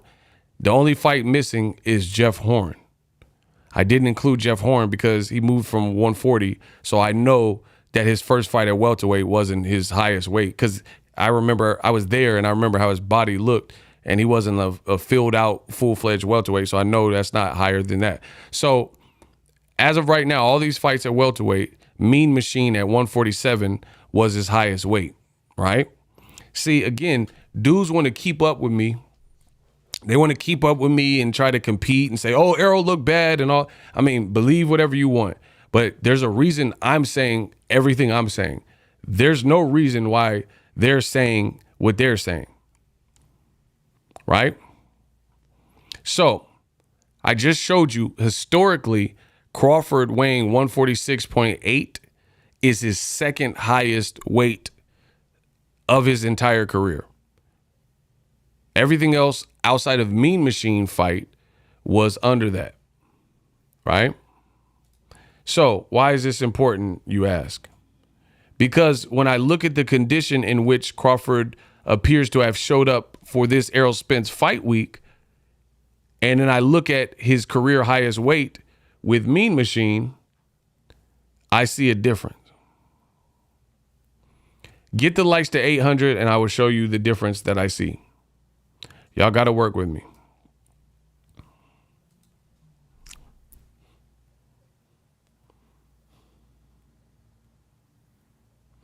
Get the likes to 800 and I will continue.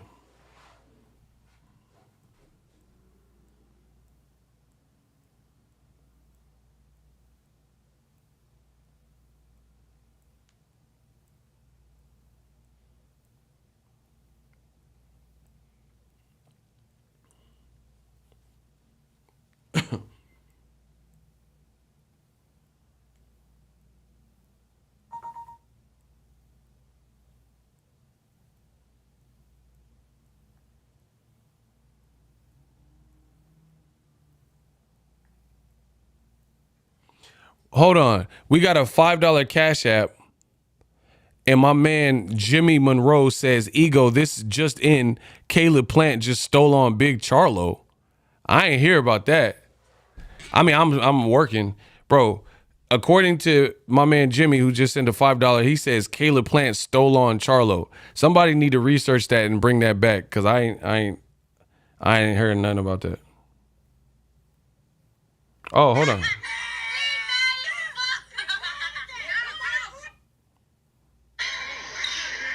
Oh, he did. What the? Bro, man, come on. Hold on. Listen. Get to 900 likes. I will show you this. What the breaking news. Bro, get to 900 likes. I'll show y'all right now. Wow. Shout out. Hold on. Shout out to my man Jimmy. Held it down for Eagles Army. This is why I love y'all. Y'all be giving me the news fresh off the grill. I didn't even know. I wasn't even aware of that. Bro, that's Icy's boy too. That's Icy boy. He a Texan. Listen, get the likes to 900. I'll pull it up right now. If not, we just gonna keep going. Y'all gonna work for this just like I gotta work. Bro, I ain't, wow. Get the likes to 900 and it's on.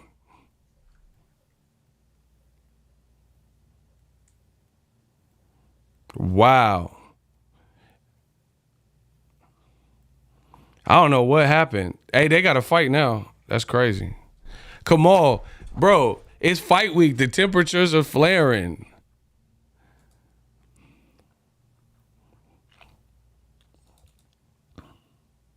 Listen, get the likes to 900 and we got action.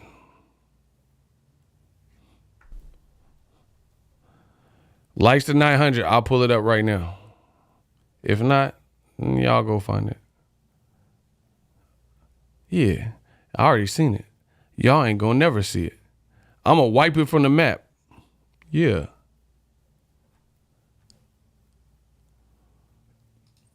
Hey, fight week is crazy.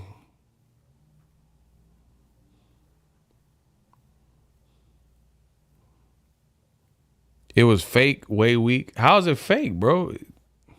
All right, whatever. We gonna see if it's fake. Y'all get the likes up, and I'm gonna let the fans vote. Y'all always saying something fake and fixed and all that. Y'all think everything fake?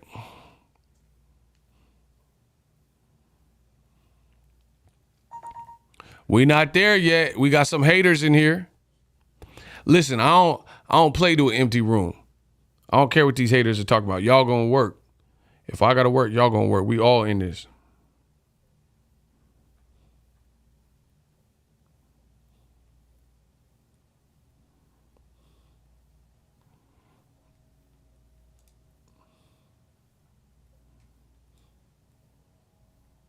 Yo, hold on.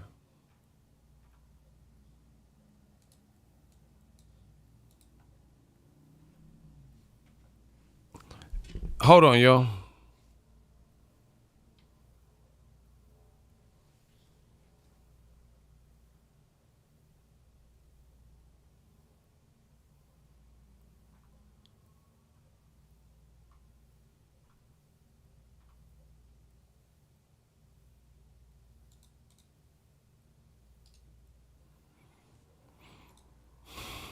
Hey, Caleb stay slapping someone. Didn't he slap Canelo? Bro, he stays slapping the person. Hold on, am I lying? Oh, I made a mistake. Okay. It was me. I was making a mistake. My bad. I was making a mistake. Hold on, does Caleb Plant stay slapping somebody? He slapped Canelo. Nah, didn't he swing on? He touched Canelo too. Nah, Canelo hit him for sure. Listen, last time, and then we moving on. 900 likes. I will play the Charlo Caleb Plant scuffle. Y'all better work. If not, I'm gonna keep cooking on this Crawford situation. I'm giving y'all to the count of. We're gonna give you like a couple minutes, bro. Hey, Icy said he hit the F out of him. Yeah, we got 10 more. Listen, everybody in the chat, do a countdown. All right, we got 8. Oh, dang. Y'all see? I told y'all they was hating. Come on, 2 more. All right, hold up. As promised. Oh! Bro, you heard that. Listen, look. That's Caleb in the blue. Hey, that's crazy. Bro, what is... Come on, dog.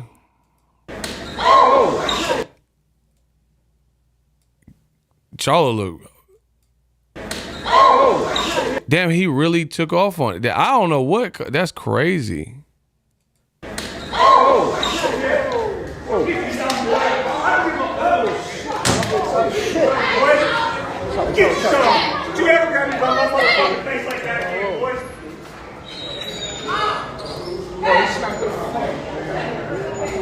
Oh. What the? Oh my God. Bro, what? Boxing is crazy right now. Bro, he really just slapped him. I can't. I don't know what's going on. Well, I did deliver. He said Charlo grabbed his face. I don't know. I don't know. I got to see more tape, I guess. Yeah, run it. They got to fight now.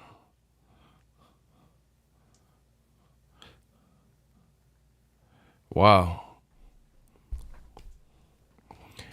He snuck him and didn't KO him. I mean, he slapped you. It was just the Dana White power slap. You think everyone gets slapped with a KO? Leaping off the feet? Come on. Y'all don't know boxing, bro. This man said he didn't KO him with a slap. Bro, he didn't do a Dana White power slap. Like, okay, you slap someone jumping off your feet and slap them to a KO. Like, come on, bro. Y'all never had a fight before, bro. Some of y'all. Bro, you lunge off your feet 2 feet and then slap someone and then definitely KO them with it. Like, that's bigger than you. What y'all talking about? Like this ain't the Dana White where you just, and just take off on somebody. Like, come on, bro.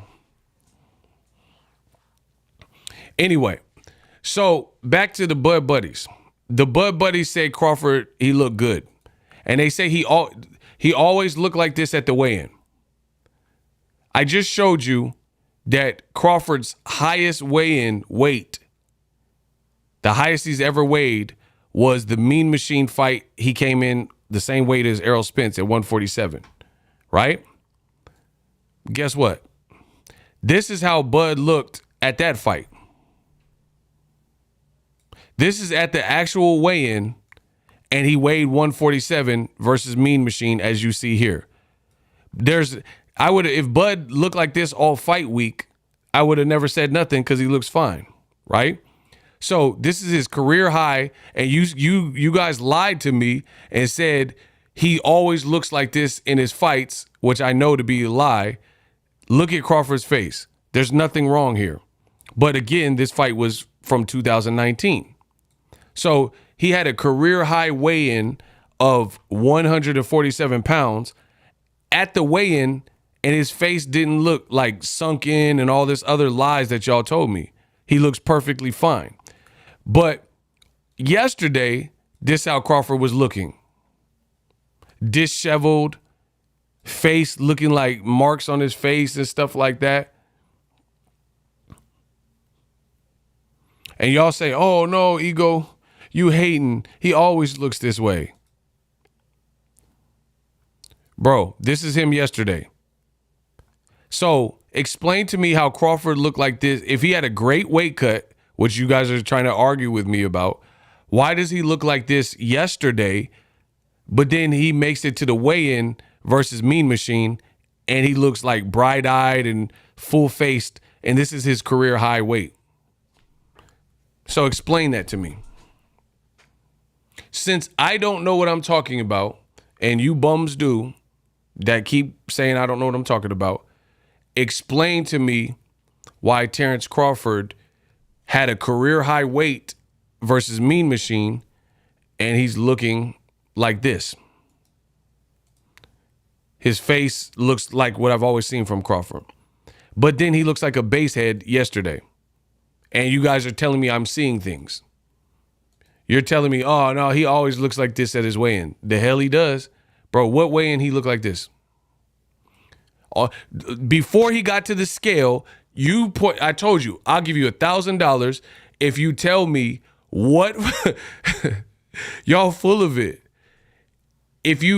I'll give you $1,000 if you can factually tell me a fight where before he hit the scale, he looked this gaunt and ghastly. Like that. Somebody said fentanyl. Man, come on, bro. Hey, this man got a Michael Blackson pick. I'm done, bro. Y'all wild. I see that. You guys are some liars. I'm here to tell the truth. You, on the other hand, are a bunch of liars. This is him on a Wednesday before he hit the scales. And if you're telling me you can't see the difference in him on a Friday versus Mean Machine, and this was his career high weight, so however he got to that weight, he looked like standard Crawford. He looked like and like his shape even he just looked like more stout and whatever. So y'all telling me you can't tell me a difference between that and that. Okay. And again, the reason why it's concerning, because Crawford is the smaller guy. The reason why it's concerning is it's not that he looked like this at the scale, because we didn't get to see the official weigh-in where he weighed the 146.8. It's the fact that on fight week, he looked doped out from his cut on Tuesday. And he's wearing a black hoodie on Tuesday. That's what's concerning. But you guys continue to tell me I don't know what I'm talking about. This is Crawford on Tuesday. And y'all literally lied to me and said he always looks like that. So why does his face look sunk in on a Tuesday, But then I showed you him on a Friday a couple years ago at his career highest weight, and his face don't look like that. And this is not a ceremonial weigh-in, I don't believe. This was the actual weigh-in. So he had to make the weight. And when I say these things, y'all like, no, ego's hating. All right, bro. If you can't tell me the difference between these two pictures, then I don't know. Like even his fro. Look at his fro though. Like the Lord of the Rings, look at that Frodo. That's a bar. I said like Lord of the Rings, look at that Frodo. Get it? Frodo. Look at that Frodo. Man, I'm telling you, my brain just works different. Bro, you can't tell me the difference between those two pictures. He came with that 80s fro looking like Sidney Poitier. Man, come on, bro. He looked like my boy. Bro, he came with the Sidney Poitier. Yes, Mr. Tibbs. Bro, tell me he didn't come with the Poitier. What y'all talking about? Bro, the man's, I am Mr. Tibbs. Bro, tell me my boy Crawford didn't come with the Sidney Poitier. Y'all some liars. Everything you say is a lie to me. The boy came with the boy got his own money. Bro, he got the premium, classically trained Sidney Poitier. Bro, look, that's that Poitier. Everything I'm saying is true. He got the Ben Vereen special. And y'all tell me you don't see the difference in that. Now, aside from the Sidney Poitier, aside from that, he's looking gaunt and ghastly on a Tuesday, Wednesday.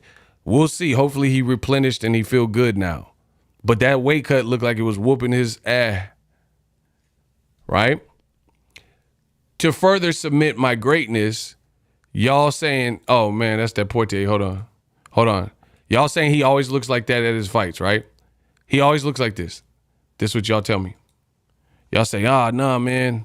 Ego, you're a hater, dude. You're a hater, dude. Crawford always look like this at his fights, dude. All right. So what I just showed you, he looked like that at his fights. This is him in his very last fight in December at the final press conference. Okay. So this is him when he's fighting David Avocado, whatever weight cut he did for that on fight week. That's how he's looking on fight week.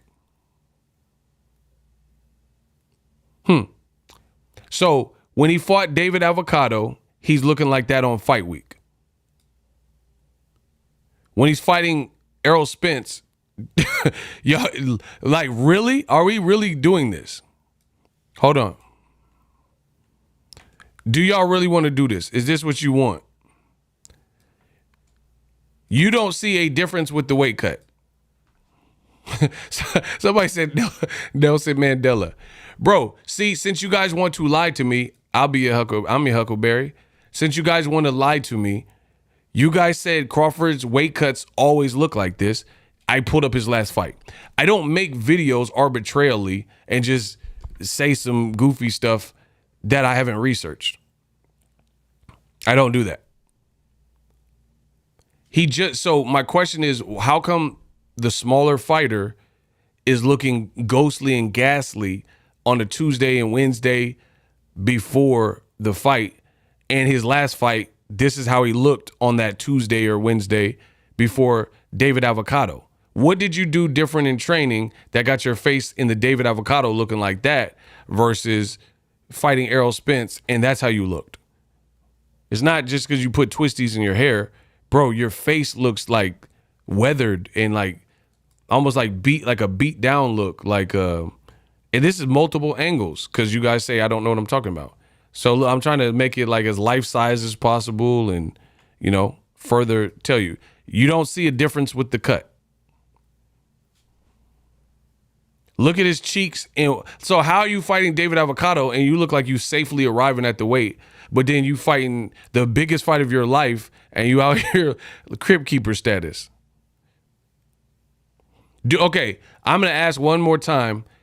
Do you guys see a difference in these two pictures? These are his last fight, December 2022, which is concerning, and his fight for July 2023. That's not that far apart.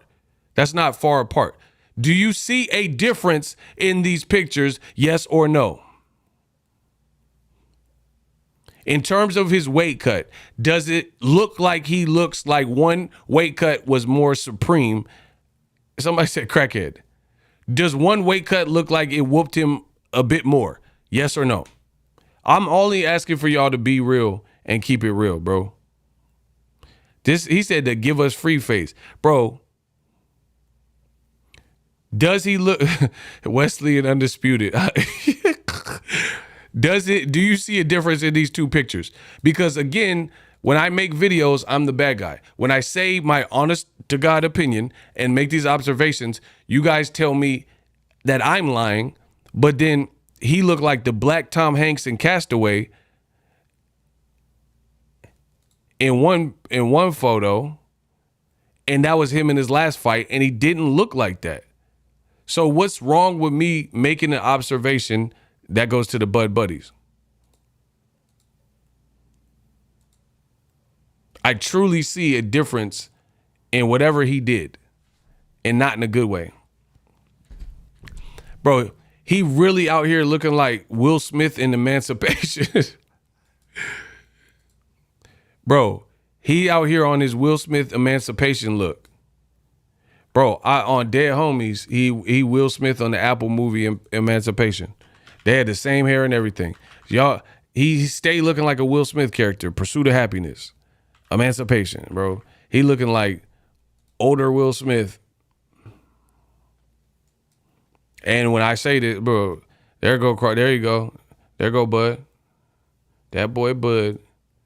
And when I tell you these things, y'all say, oh no, man, you're hating. Bro, there we go. Get your free papers, Bud. Bro, they had the same haircut and everything. I am literally a legend in this game. Bro, I'm lying?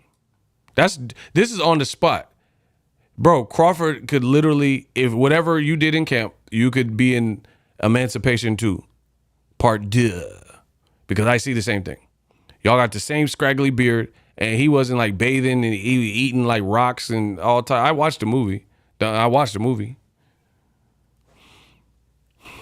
All weight cuts are different. Okay, so why? Oh my God, y'all so annoying, bro. So why is it the biggest fight of your career and you look like Emancipation? You out here looking like Michael Blackson. Try again, Morosa. Do you know you're Dilly the pink Morosaka? Do you know? Why? Okay, so that's all I'm asking you. All weight cuts are different. Cool. I can agree to that. Why does he look like this on Tuesday and Wednesday before the major biggest fight? Everyone said, and here's the other thing. His whole team say Errol's basically trash and a manufactured champ. Why does it look like you like pushed every boulder, whatever you did in training camp? Why did you do this? Why did you push this hard to the point where you look like exhausted in the fight camp if Errol Spence is not that good? So for me, again, I got to rock with Errol Spence here. You know, I'm human. Could I be wrong? Sure. But I don't think I am. I believe Errol Spence gets it done because Errol Spence, he doesn't have to do any of these things. Do you understand what I'm saying? Errol Spence doesn't have to body build. Errol Spence doesn't have to show you he's buff. He doesn't have to convince you he's strong. Block Fontaine. Get him out of here. Gotta go. I said gotta go. Get him out of here. Hair looking like Peebo Bryson in Beauty and the Beast. Done. So the Bud Buddies are so offended that I'm talking about the man's weight cut that looks like he went through some things to make this weight. And in the thing that's alarming, people are like, oh, but Errol looks equally bad. I don't see that. I don't see this as Errol Spence's worst weight cut. When I went to the Mikey Garcia fight, to me, and it makes sense because he started at 190 pounds, he told you, that looked like a rougher weight cut for Errol.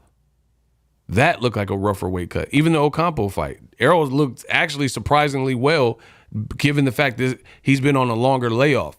That's another thing. They come to your channel to get upset and blocked. Good. I'm blocking them all. Peep this. The other thing for me, I don't just talk. I'm not just saying these things to, hurt someone's feelings and all that weird stuff. I'm a grown man. The other thing that's concerning is the fact that Bud is the smaller guy who actually had better activity. He's the one that chose to pull out of the negotiations versus Errol Spence.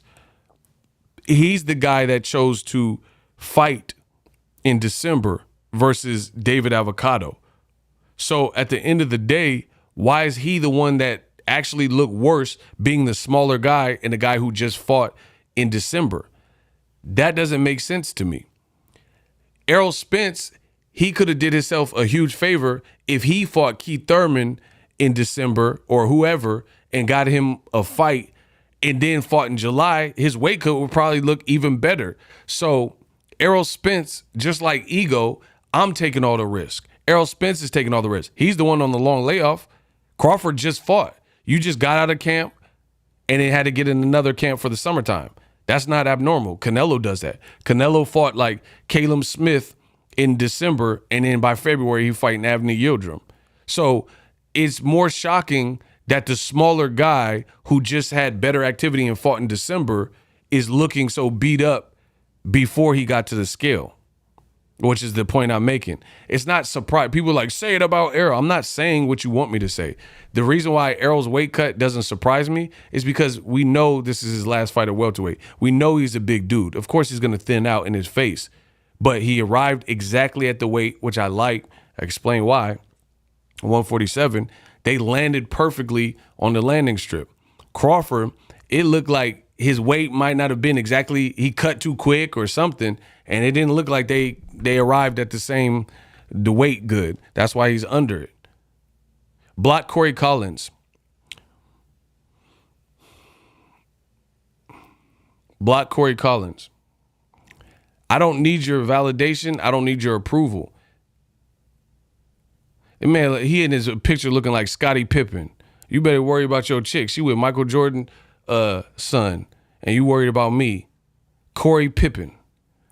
Bro, he got the Scotty nose. Man, I've been a dude since the snotty nose. Dude in his car taking pics, Scottie Pippen. He got the Scotty nose. Get him out of here. Fake Wheaties box looking up. Come on, bro. Y'all can't f with me. Mr. Anderson. Bud looked like he had the scream mask on. Facts. Let's go. Bro, he had a snout. That man looked like Gonzo from Muppet Babies. Don't you ever talk about me. This man knows what he's talking about. Get it? He knows what he's talking about. That man got a snaz on him, bro. He think he knows what he's talking about?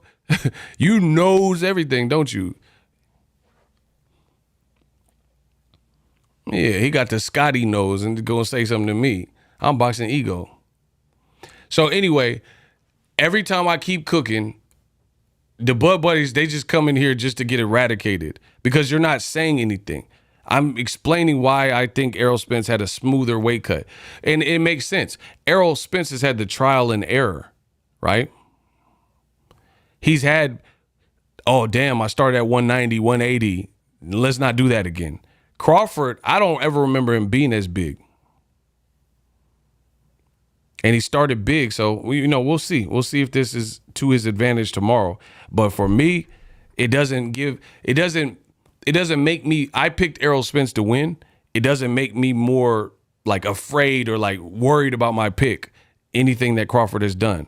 Yeah, Crawford has a chance to win. It's a 50-50 fight, whatever. But outside of, like, I don't understand the game plan to bulk Crawford up. I'm just keep saying the same thing. The Bud Buddies are crabby and prickly. Facts.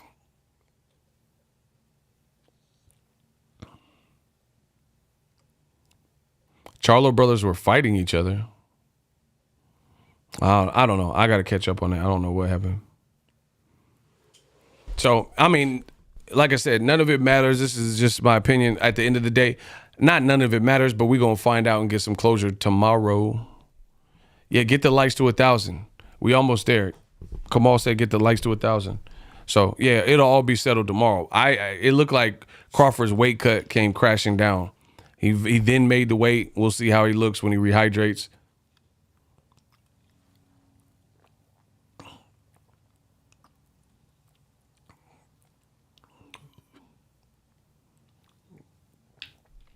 Errol still looked bigger than Bud. It's hard for me to explain. I mean, it's kind of one of those things. If you know, you know. But I'll try to quantify it.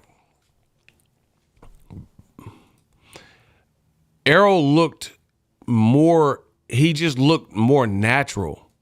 Like he looked like he had the best camp that he could have, and he just got to the weight, made the target weight, and he's comfy. Crawford, it's like, look at Errol, bro. It just looked like he just naturally got to where he needed to be. And I know some people are like, oh, but Crawford made weight too. He did. But Crawford looks like almost like an actor putting on weight for a movie, which is cool, but is that functional muscle?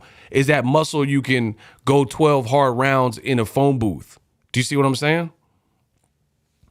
And against a naturally bigger guy with the style and fundamentals, it just like, okay, here's an example. Crawford looks like Jake Gyllenhaal. They're redoing Roadhouse. Right? And Jake Gyllenhaal looked ripped. But all that ripped stuff don't really actually matter in a fight. Can you go 12 hard rounds if need be? Can your body absorb vicious body shots from a guy like Errol Spence? That's what Crawford looks like to me. He made the way. First of all, he looked skeletal, like on the way here.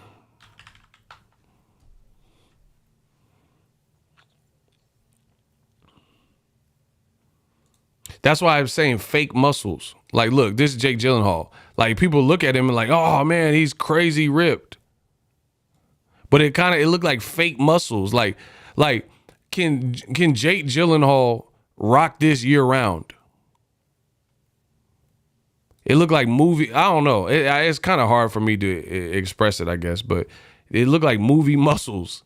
Like you got in shape for a role more than you're like this full-fledged, crazy, big, trunk, and you got a big foundation.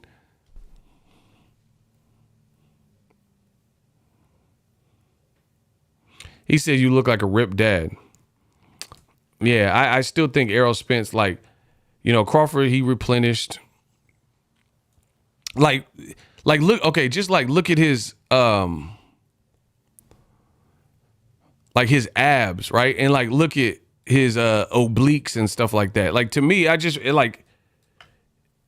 know. It looks like you bulked up for a movie role more than like you got in the shape you might need to be in the trenches with Errol Spence. So like basically if you were at the beach with Crawford's body, you took your shirt off, you'd be like, oh, all right, cool. Errol Spence looked like more built for war, like armadillo style. You know what I'm saying? He just looks like the naturally bigger, like he's not trying to impress you with his physique. Does that make sense? I don't know if I'm doing a great job of explaining it.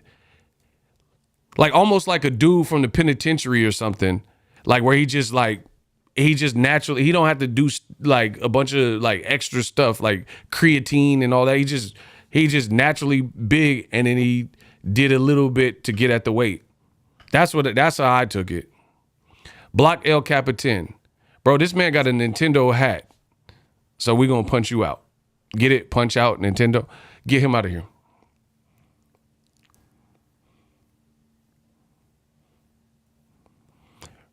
See, if you're from the hood, you'll know what I'm talking about. We call it like show muscles. Like anybody, like somebody can get into shape and then they have show muscles. Like you've seen those World Star videos where somebody's like buff looking and then they get scraped in a fight. And we call those show muscles. Now, the world knows Crawford can fight. I give him that. So no one doesn't think he can't fight. But it looks like he went for an aesthetic look more than this is just where my body ended up and landed. Like SpongeBob when he got them fake arms. Remember that episode of SpongeBob where he put the biceps on? That's Crawford. It just looked like you built a body for a movie role rather than specific to be in the trenches with Errol Spence. That's the best way to put it. Ego, who would you say has better skills, Errol or Bud? Different skills. I mean, what are skills? What are we talking about? I actually surprisingly say Errol. I think Crawford's only advantage is he's more athletic.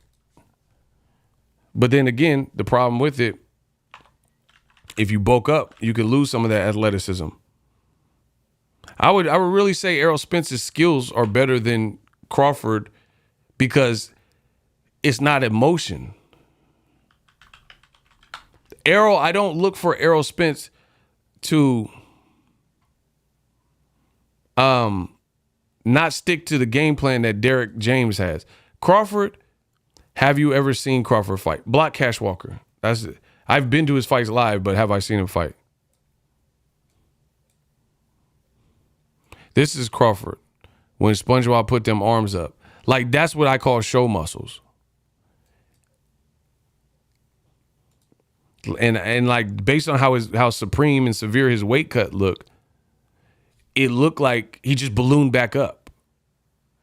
But we'll see. You know, if the fight gets to round 5, 6, 7, we'll see. We'll see how that balloon back up stuff works. We call them muscle punks in Louisiana. Shout out to the boot. Of course, I've seen Crawford fight. Bro, people keep saying Crawford is so much more skilled. He didn't go to the Olympics. So how do we even know that? Mr. Anderson, in my honest opinion, you have to train consistently with the muscle to be effective with it. Otherwise, it'll drain you. Thank you. Sounds like somebody else who knows what they're talking about. That's like putting on a weight suit. That's what I'm talking about. If you know, you know. I'm not really here to convince other people. It's just my opinion. I've seen it before. I've seen guys get all big and brolic, and like Kell Brook. Kell Brook, if we're talking like pause, if we're talking about body, his body looked better than Triple G. Like if we're just, that's what we're going off of. Body, Kell Brook looked more diesel. But guess what? Triple G has more of a middleweight frame. Listen, Kell Brook and Triple G is the perfect analogy to what I'm saying. Errol just looks naturally penitentiary strong, and it looks like Crawford did what Kell Brook did, and he's bulked up strong.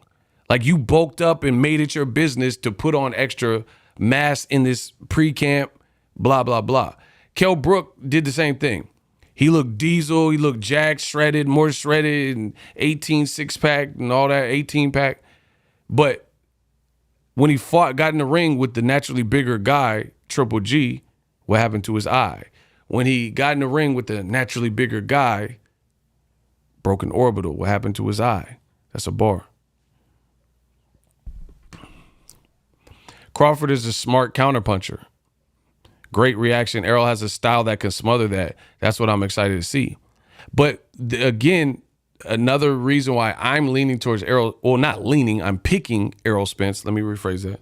I'm picking is because unless the game plan is try to smoke out Errol Spence in the first 4 or 5 rounds, then I don't see the game plan to have bulked up. I would have kept Crawford light and not look like he was on death row, like a death row inmate on the fight week. But for whatever reason, they went in the other direction and bulked him up only to have to cut weight. I would have, if what you guys are saying, listen, everybody who, first of all, there's not one person, not one of you have given me an intelligent breakdown of why you're picking Crawford. Not one of you. Outside of the run-of-the-mill stuff, oh, he's athletic, switch hitter, counterpunch. I'm talking about an actual breakdown of like what he does that's so crazy and all this other stuff. Not one of you have done that to me. Not no sparring stories about he beat the hell out of someone in sparring, but real-time examples. No one has done that to me, right? Nobody's really done that to me. They just keep saying, oh, Crawford's a switch hitter. But here's my thing with switch hitting is like almost like gimmicky to me. It sounds good until you put it into practice.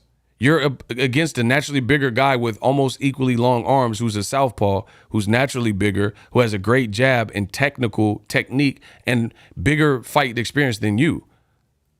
Everything you do in boxing can be negated by something. I'll say it again. Every single thing that you can conjure up to think to do in boxing, there is something out there that can negate that thing. If you're insanely fast, you can negate speed with timing.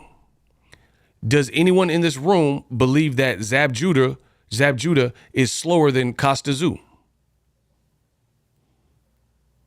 This could be Zab Judah versus Costa Tszyu part 2. Costa Tszyu, there's no way he's faster than Zab Judah. Terence Crawford is Zab Judah in that equation. Costa Tszyu was putting pressure, intelligent pressure on him with basics, jabbing, powerful punches. Each individual shot was hurting, and then he got Zab Judah out of there. Does anyone believe Marquez is faster than Pacquiao? So, like, just telling me athleticism is not enough because I'm looking at the matchup. That's not enough. You're like Roy Jones versus Tarver. Shout out to Fourth Quarter Music. That's what I'm saying. Tarver was taller, an Olympian, jab. Roy was coming down in weight. Crawford is bulked up for the first time in his career to started the camp bigger than he's ever done. It's stylistically, I know I'm the only reason I respect Crawford as a fighter.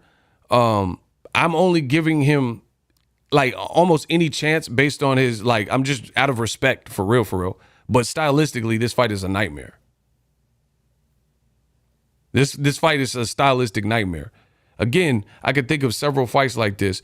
Is Ruslan Provodnikov more athletic and quicker than Bradley? No, but he had Bradley doing cartwheels. So, and some people even said Ruslan Provodnikov should have won that fight. And I could do this on and on and on and on. Broner, Mikey Garcia. Mikey Garcia is not faster than Broner. But if Broner got his hands in his pocket, Mikey Garcia is a technician, and he was able to beat him. He couldn't beat Errol, though. So I just feel like Crawford's met his match, people. The stylistic, just like Pacquiao always struggles with boxer punchers, counter punchers. He's smarter than Broner, though. What are you talking about? I mean, how? What are you saying? But here's the thing with Crawford.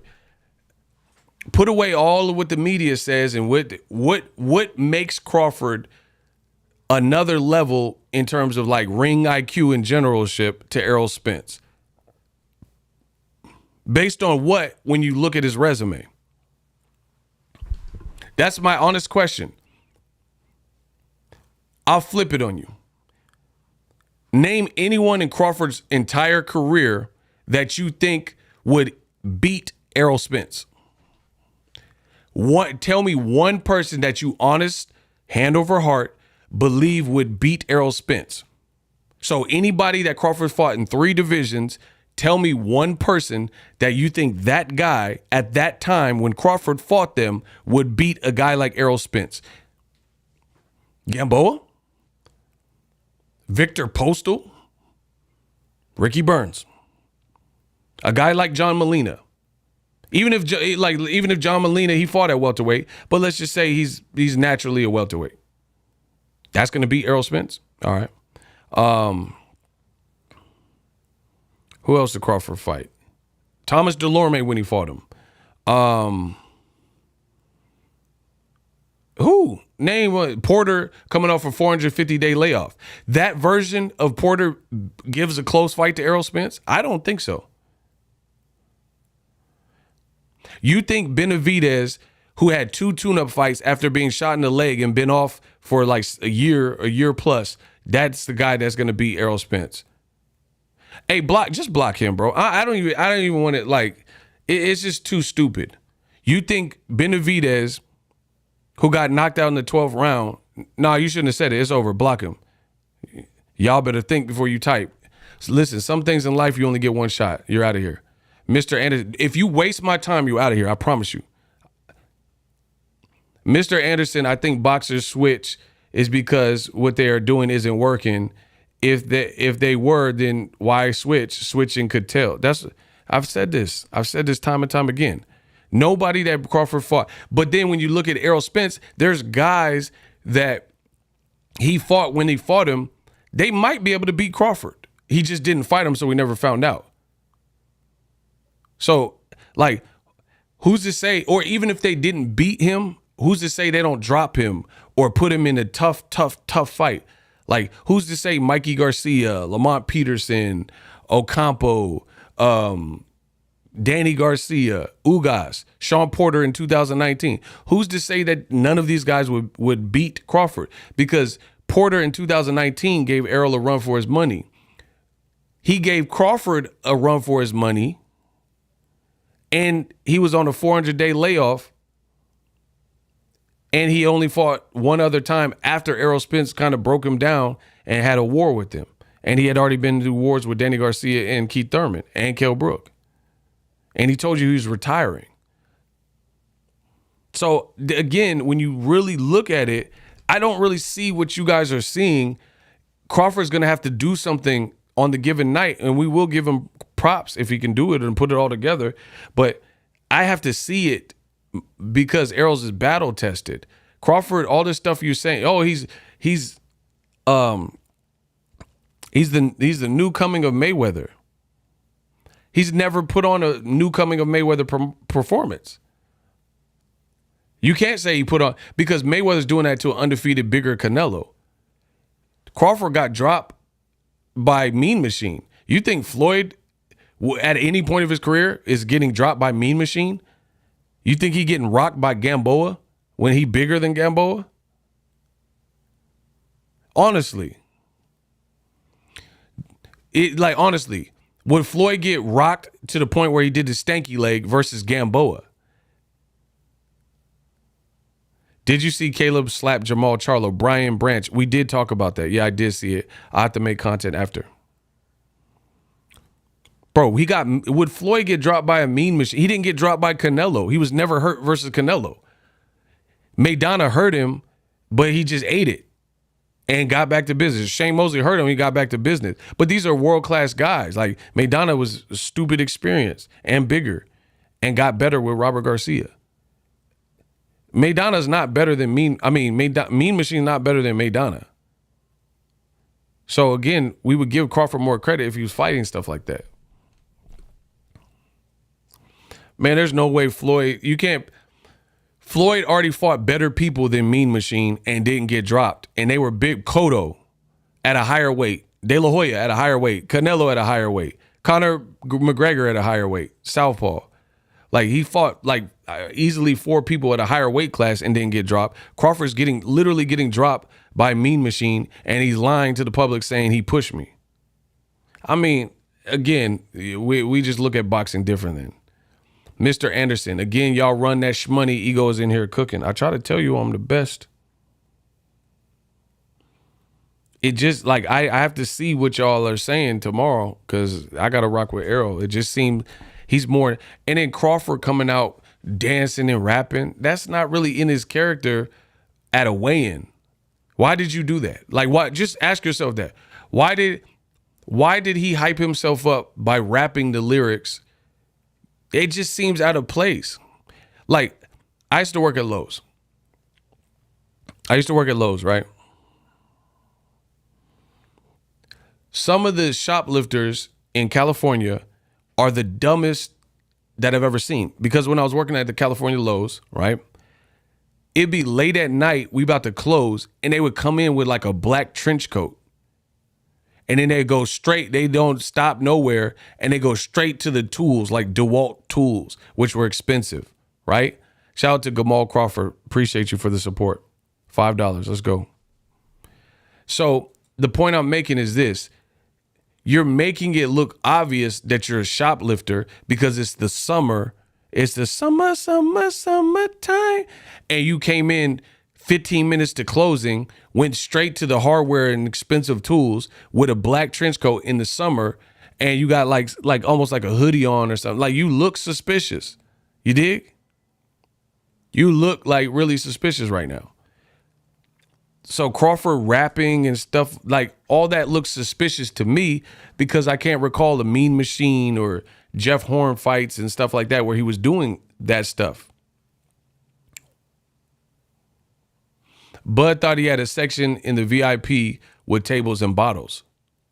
Meanwhile, Errol Spence is walking out. It looked like regular Errol. So Bud's whole team, they're acting like they've never been out in public before. Like they've never had a moment like this. Like, I've been around famous people before in my journeys. People who are actually celebrity, E40 or whoever, right? Met Christina Milian, all types of stuff. I've been around famous people, famous boxers, Oprah husband, Stedman, you know what I mean? Pro boxers, Wilder, Spence, the Crawfords, Canelo, Floyd, Conor McGregor. Conor McGregor gave me some of his whiskey before it was out. The video's up on the internet, right? So for my life, it don't matter. I'm never starstruck. The only people that would make me starstruck are dead, like Tupac or Michael Jackson or Prince or something. Maybe I get starstruck. There's nobody on alive that I get like, that I can imagine. Like, there'll be some people I really want to meet, like Denzel or somebody, but it's not gonna. It's just regular stuff. I've met celebrities, cool. They're regular people like me. So you have to act like you've been here before, right? When you take someone out the ghetto and you go to a 5-star restaurant and they talking loud and like being rude to the waitress and stuff, you could tell that these people have never even been out to no fancy places before. They go to a hotel and they touching and taking stuff out the lobby. Do you see what I'm saying? That's how Crawford's team is acting. Crawford's a multimillionaire fighter. He arguing with people in the crowd. Like, to the point of like cutting Errol Spence off and disrupting Errol Spence talking on the mic. And other people, there might be kids watching or something. It's just like, you just did a kumbaya speech, and then you saying, oh, why can't we all get along before it get deadly? It won't. And then after you start going in, oh, you a B. You talking like a female because you a B. And then you want to take it back to the North Omaha streets. It's weird.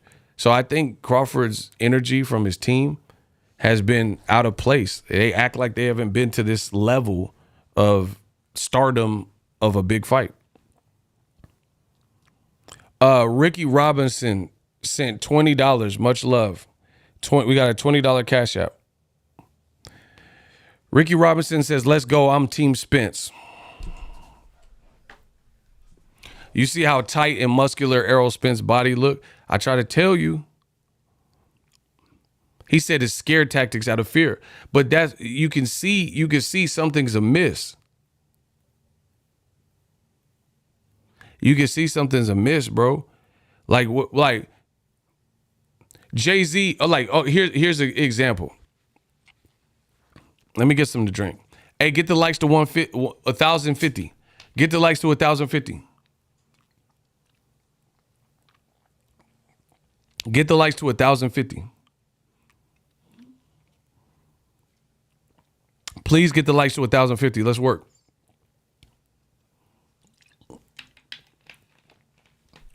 All right, bet.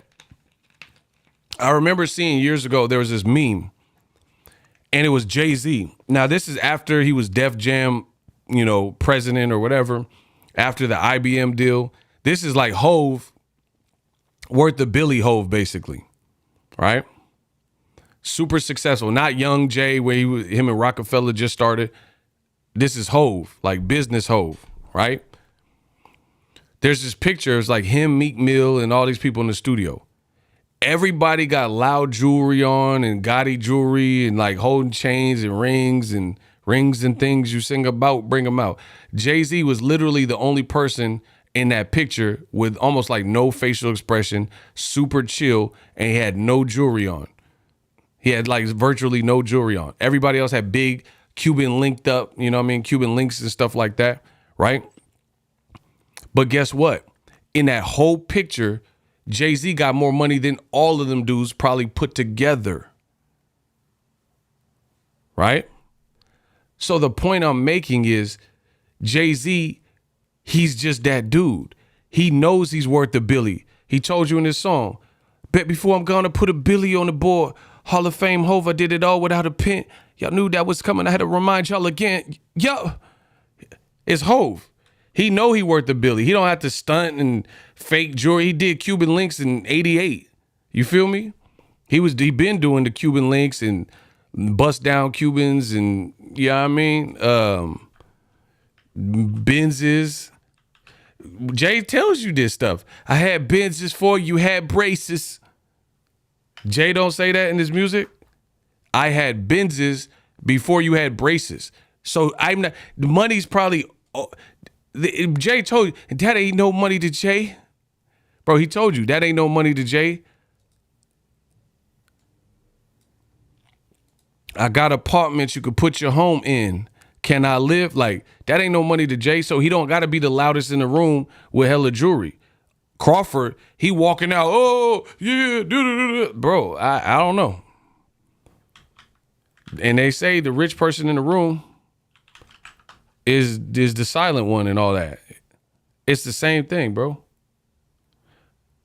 All the other people in the picture trying to boast that they made it out the hood and got jewelry on and stuff. Why is Crawford doing all this extra stuff? If Errol Spence is no different than Ndongo, then why don't you act like you did in the Ndongo fight? He said rapping was nervous energy. Told you. It literally looked like he was trying to hype himself up. Like, man, come on, bud. Come on, bud. The whole world will get you, bud. Get him, bud. Like that type of thing. That's what I got, like, out of that. It was like, it's like you trying to pump yourself up. You know, when you don't have you didn't do the proper research on a English paper and you got to read it in front of the class, you know you're ill prepared. So you just go on some class clown stuff like, you know, walk all crazy or something like that because you know you're ill prepared. So you just playing around with it because you don't want to really truly be embarrassed because you didn't prepare the proper way for the public speaking or, you know, the essay you're about to read. That's what it looked like. Remember them kids in class? The kids that really worked on the paper for the full 3 weeks when it was first assigned, did rough drafts and rough draft 2 and proofread it, had their parents look at it, you know, auto-corrected it, blah, blah, blah. They're not doing all that because they know their paper is dialed in. Crawford, him rapping, I didn't really see with that unless it was Broner. Somebody who's like Broner is kind of known for those type of antics and like walking out to music and dancing. Then it would make sense. So for me, all that stuff is weird because I don't know Crawford for those things. If it was Broner, I take it by a case-by-case basis. If it was Broner, Broner kind of, he got to be turned up. So, or like trash talking. Certain guys trash talk. Like Rolly. Rolly trash talks. So if he continues to trash talk Spence and Crawford, I don't think nothing else. That's what he always trash talks. That's his bag. But then if it's someone like Jeff Horn and he trying to talk greasy, or even Kambosos versus Devin Haney, he was like trying to talk like the mob father, the Godfather or something. You know, he's talking real gangster to Devin Haney. It just sounded weird. Like, bro, he's like, oh, I'm the emperor. This is my land, and you just a bum, and you know, I have you sent for. Like, what? That's what Kambosos was saying to Devin Haney, and then he said, I'm the emperor, and it's my kingdom, and like art of deception, all this other stuff, and then it was the art of deception when Devin Haney whooped you 2 times. So I'm not. I where I'm from, that's, you know, you see people turn up and like twist their fingers and yell and scream. Bro, I ain't really worried about that because from what I've learned in the Bay Area, it's the silent ones you got to worry about. Like I was at a house party. This is early 2000s. I was at a house party. It was right around when the Raiders were in the Super Bowl or the playoff. I think it was the Super Bowl. I think the Raiders had made it to the Super Bowl. So we in the town, everybody, I'm young, chilling, yeah, feel me, hyphy movement, all that type of stuff, right? And then we in the party in town, some people were arguing. It had nothing to do with my group, but some people start arguing, and we seen it. This dude left. Nobody even knew he left. He came back with the strizzy, and we out. Everybody had a jet and like get up out the spot. You feel me? Bro, he said nothing. They were arguing, and then seemingly it was over. The man came back with the strizzy, and everybody had to cut turf, and you know the rest. Kind of like cuz on like movies, you know what I'm saying? You see someone in a movie, they just come back with the blick. I'm like, nah, bro. He didn't say nothing. He didn't scream like beyond the argument or whatever they was beefing with. So where I'm from, that's kind of what you got to watch out. Errol ain't really even talking, bro. So Richmond Brown, appreciate you. You know more about a guy who talks because they telling you, man, you a B, you a da-da-da. I'm going to destroy you. I'm going to kill you. I'm a blah, blah, blah. Murder, death, kill, 187. You a da-da-da. You know him more. I'll be worried about the dude. I don't know what he's thinking. I don't know if he want to hug me or kill me. Like, I'm worried about that. That month. Jab, power punch, body punch, defense, chin, training, X factor. Who has the edge in all of these Dang. I don't know, bro. That's a lot. Jab, Errol, power punch, Errol, body punch, Errol, defense, Errol. I think I literally everything, bro. Everything you named, I literally think Errol is better at. I'm not even being funny. You said jab. I definitely think Errol has a more consistent and a better jab. Power punches. Crawford has power, but he hasn't had to show it against a class welterweight in their prime. So I would give that advantage to the naturally bigger guy. Crawford ain't never bundled somebody in this weight class. Let me know who he bundled. The fact that Errol Spence has a bundle where the dude is like that. Who did Crawford do that to? Who? Name one person that got bundled. He didn't even do that to Amir Khan, who's pretty chinny. Canelo did it to Amir Khan. Danny Garcia pretty much did it to Amir Khan. But Amir Khan was upright. Bro, who has Crawford even knocked out that was like on the canvas? If most of the people I could think of that Crawford knocked out at welter, I'm talking welterweight, because I don't care about them other weight classes, because you're not fighting Errol in them other weight classes. Welterweight, who did he sleep where they were on it, but on the camp? Like Wilder said, oh my God, and knocked Robert Helenius, and he was seeing stars. He was talking to his maker or whatever. Okay, so of Avanesian. So the one fight we all said was boo-boo that no one wanted to see, that's the guy you slept, and you did it in Omaha. So basically Avanesian was the worst, one of the worst people you fought at welterweight. You fought him in your backyard where the whole crowd, he had no advantage, bro. Zero. You're fighting in Omaha. You at home, you live out there. He get jet lag because he come from London. Your gloves busted open. I don't even want to count that because the gloves busted open. Bro, you had the hot pocket gloves. I'm not counting that. I'm not counting because in a major fight like this, he's not going to be allowed to be in Vegas with Pillsbury Doughboy busted can gloves and keep fighting. So I'm not even counting that. Because that fight should, they should have did what's right, stopped the fight, switched the gloves out, and then you knock him out, which probably could have happened still. I don't know. But just do it the honest way. So I'm not even counting that. Who else? Jeff Horn was standing up. Go look at it. I was at that fight. Jose Benavidez got hit with a vicious uppercut, stood back up, and then got stopped on the ropes. I was at that fight. Amir Khan, he said his nuts hurt. And he was standing up. And he just kind of like quit in the fight.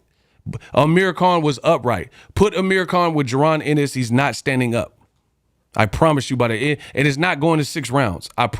Amir Khan at that space of his career would not last 6 rounds. How is Amir Khan? That's what I'm saying. Well, you guys got to show me what you're talking about. Or Crawford going to have to show me tomorrow. And then if he does, I'll give him credit. But Amir Khan, he literally said his nuts hurt. He hit me in my nuts. Like, bro, whatever you talking about. The fact that you didn't knock out Khan brutally at that stage, 2 fights removed from Canelo, I can't really give you that. Like, as like this crazy impressive. And you put it on pay-per-view. Who else? Mean Machine. He was standing up when he got knocked out. He was hurt. I'm not mad at the stoppage, but he wasn't like brutally knocked out like he was flew. Like, I'm talking about Wilder Stavern 2.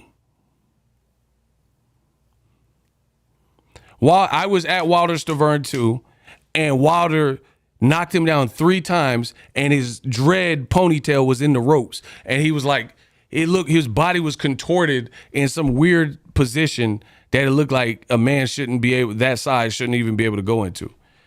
So Crawford has not even knocked anyone out in those greater fashions. He kind of gets TKOs. Who else did Crawford fight? Sean Porter. Bro, listen, y'all count all these goofy fights. Kenny Porter stopped the fight. There's no actual way to prove this, but I think Sean Porter could have at least tried to continue. But his dad threw in the towel, didn't like the fact that he didn't train, and he know Bud a good finisher, so he just allowed for that. And then Sean retired. Kell Brook, he was on the ropes, and he was still standing up. He just got stunned, and bro, he's not knocking someone out. You guys are talking about, it's possible, like, oh, he's just knocked Errol Spence out. I mean, it's possible. Anything's possible in boxing, but when we're talking about power, I never seen Crawford. He has power, but there's different levels of power. I'm not seeing Beterbiev, Golovkin, Errol Spence, Wilder, Gervonta Davis type of power. Even David Benavidez. David Benavidez has had some fights, and I'm like rounds before it gets stopped, they got to just wrap this up because it just needs to be stopped. Because like David Benavidez and Errol are kind of in that bag where it's like they start putting too much punishment and your face is marked up and bloody. So it's like, even though, okay, haven't been like brutally knocked out necessarily, but you're getting beat up. And it's like, this could be bad for your health. Errol Spence and Benavidez got that this is bad for your continued health type of power. Like, imagine Ugas, he was a warrior. Imagine him keep fighting. Bro, you could maybe go blind or something like that. Crawford, he's not beating guys into oblivion where their faces look like pirates and ghouls and like zombies and stuff. Unless you can point me to the welterweight fights where he did that. So yeah, I'm giving Errol Spence the power advantage. Bro, tell me who Crawford turned their face into that. Like, come on. Bro, this is him a day or so after, like 2 days after the fight. How you look like this 2 days after a fight? Your fight's over, bro. Who has Crawford done that to? Like, bro, this looks painful. Dead homies.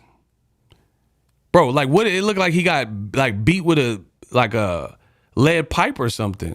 That don't look like no boxing. Or like when Sebastian Fundora and Erickson Lubin fight. Who has Crawford ever done that to? They keep talking about Crawford power. Who is Crawford? He's a sharp puncher. And he's a good finisher and he has a mean streak. I give him that. So he has some power. But even Kovalev in his prime, Kovalev puts you down. Kovalev versus Ishmael Salas. I think that's his name. Is Ishmael something? I forgot. Or he fought this dude with a big nose. I forgot the dude. Normandy. I forgot the dude's name. Bro, he like, look at the Jean Pascal fight. Kovalev like putting him down. Like, it's like, hey, wrap it up. It's crazy. I don't feel like Crawford fights are really like that. Like he's just beating them into oblivion and or sleeping them with single shots. So, I don't know, bro.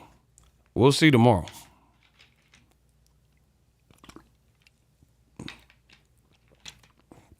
One of the main things against Crawford in this matchup as well is mentality. Sean Porter was more hurt versus Errol. He definitely said that. Dion Smith, $5. Appreciate you for the cash app. I respect your grind. Shout out to Deion Smith. Yeah, I'm out here grinding. Ego, you getting nervous? Why would I be nervous? I ain't fighting. I'm not nervous at all. I ain't like, bro, why would I be nervous? That's a silly question. Why would Ego be nervous? Like, what do you guys do for a living, bro? Y'all be like, oh, are you nervous? Bro, this is my job. I get paid to talk boxing. Right, wrong, indifferent, it don't matter. I get paid for this. Why would I be nervous? I'm not finna fight Errol. I'm not finna fight Crawford. Like, what is there to be nervous about? Please let me know. Bro, I really, truly think beta males, they're trying to make this the norm. The world is lacking masculine men. It's crazy. Dudes like, oh man, what are you going to say after the fight? If Crawford were to win, then I'll give him his props. It doesn't change nothing I've said to this point. Your resume to this point still lacking. Your weight cut looks horrible. So if you prove me wrong in the actual competition, then I give you your props. I'm a man. As a man, I give you your props. Dudes, it's not even, this is what I'm saying. A lot of y'all is clowns and you'll never reach the pinnacle and the apex of what you can do if this is how you think. It's like pure beta male syndrome, like Lil Man syndrome. Oh, what are you going to say for yourself? If he wins, I say, good job, bud. It don't matter that I said I picked Errol Spence. Okay, a 50-50 fight. Like, why do you think a 50-50 fight is skin off my back? Like, people are like, oh, what are you going to say and all this other stuff, right? Peep this. I'm taking the risk. Errol Spence is taking the risk. If you're picking Crawford, you're not taking the risk. He's the favorite. I'm taking the risk. I'm taking the risk on the underdog because of the style matchup. These dudes is boasting because they picking the favorite who hasn't been through a car accident, who just fought in December. Y'all are cowards. Y'all are cowards. You a true coward to me. I don't respect you. I would never eat dinner with none of y'all. Some of y'all that act like this, I wouldn't kick it with you. I'm taking the risk. I'm picking the underdog that went through a car crash and was so stubborn, he don't have no activity, ain't fought since the Ugas fight last April. He lost the coin toss. I'm taking the risk. These dudes, what are you going to say for yourself? Bro, I'm the one picking the underdog. Y'all ain't doing nothing because you picking Crawford. You picking the favorite. So that means you sheep to me. You going with the trend. I'm not going with the trend. I'm a trendsetter. Trendsetter been better. I said trendsetter got a vendetta. What you talking about? Errol's the one that took no tune-ups. Errol's the one that's been through a detached retina. Errol's the one with the car crash. Errol's the one that has the inactivity. Errol's the one that lacks the skills. That's what y'all telling me. He's the one that has all the disadvantages. He's the guy that's not the switch hitter. And y'all telling me, oh, what are you going to say for yourself? Bro, I'm the one picking the underdog. I'm taking the risk. Errol Spence is taking the risk. He could have easily fought Keith Thurman and made sure he had a good weight cut and try to be sharp and did what Crawford did by fighting more frequently before this big fight. Errol's the one on the double-digit layoff, 10, 14 months or whatever it is. Carlos said, I'd rather get stopped by Spence. At least you'll fight again. You may never fight again. See? People paying attention. Carlos, that's an excellent thing. That's what I'm saying. Bro, guys fight Errol Spence and become depressed. Kell Brook, depressed. Danny Garcia started crying after he beat Ivan Redcash, said he was depressed after the Errol Spence fight.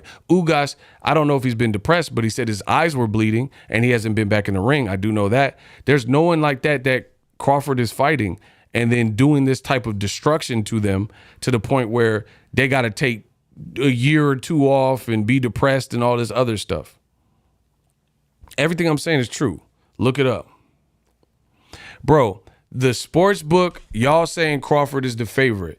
And then the Bud Buddies is bragging because they're picking the favorite and then somehow trying to make it in a what most people believe the fight of the millennium and best fight since Mayweather-Pacquiao, a 50-50 fight. They act like my life changes based on the outcome, or I'm worried, or, you know, if I get it right or wrong, my life somehow changes or the channel changes. Bro, no matter what, I give you my honest best foot forward.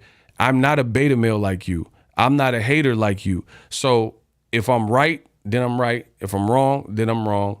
Either way, I can embrace it as a man. If you are a true man and a true alpha, it doesn't even matter if you win or if you lose. It's all the same thing, because nobody lives a life worth living without facing both or experiencing both. Now, if your life sucks, it's more L's than there is W's. But if you live a good life and a righteous life, you're going to have a lot of wins, but you're going to have a lot of losses too. So it's kind of like, you know what I mean? It balances this stuff out. Bro, I've been through some of the worst of times right after I went through the best time. Like, I was at the point when I did my YouTube channel, everything was failing in my life. Everything. I did this YouTube channel and I stuck with it. Some of the best moments. I got to travel. I got to meet people and meet fighters. Y'all cowards. Y'all cowards bragging because you picking the favorite. Can't wait, hoping I'm wrong so you can come back. That's little troll baby. I don't care about none of that, bro. I got a family that I got to look after and help out in ways that I can.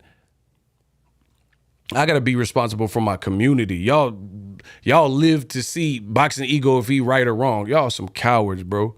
Straight like that. Straight up cowards. I don't respect you. You a coward. Don't dab me. Don't shake my hand if you a coward. I don't even want cowardly energy around me, bro.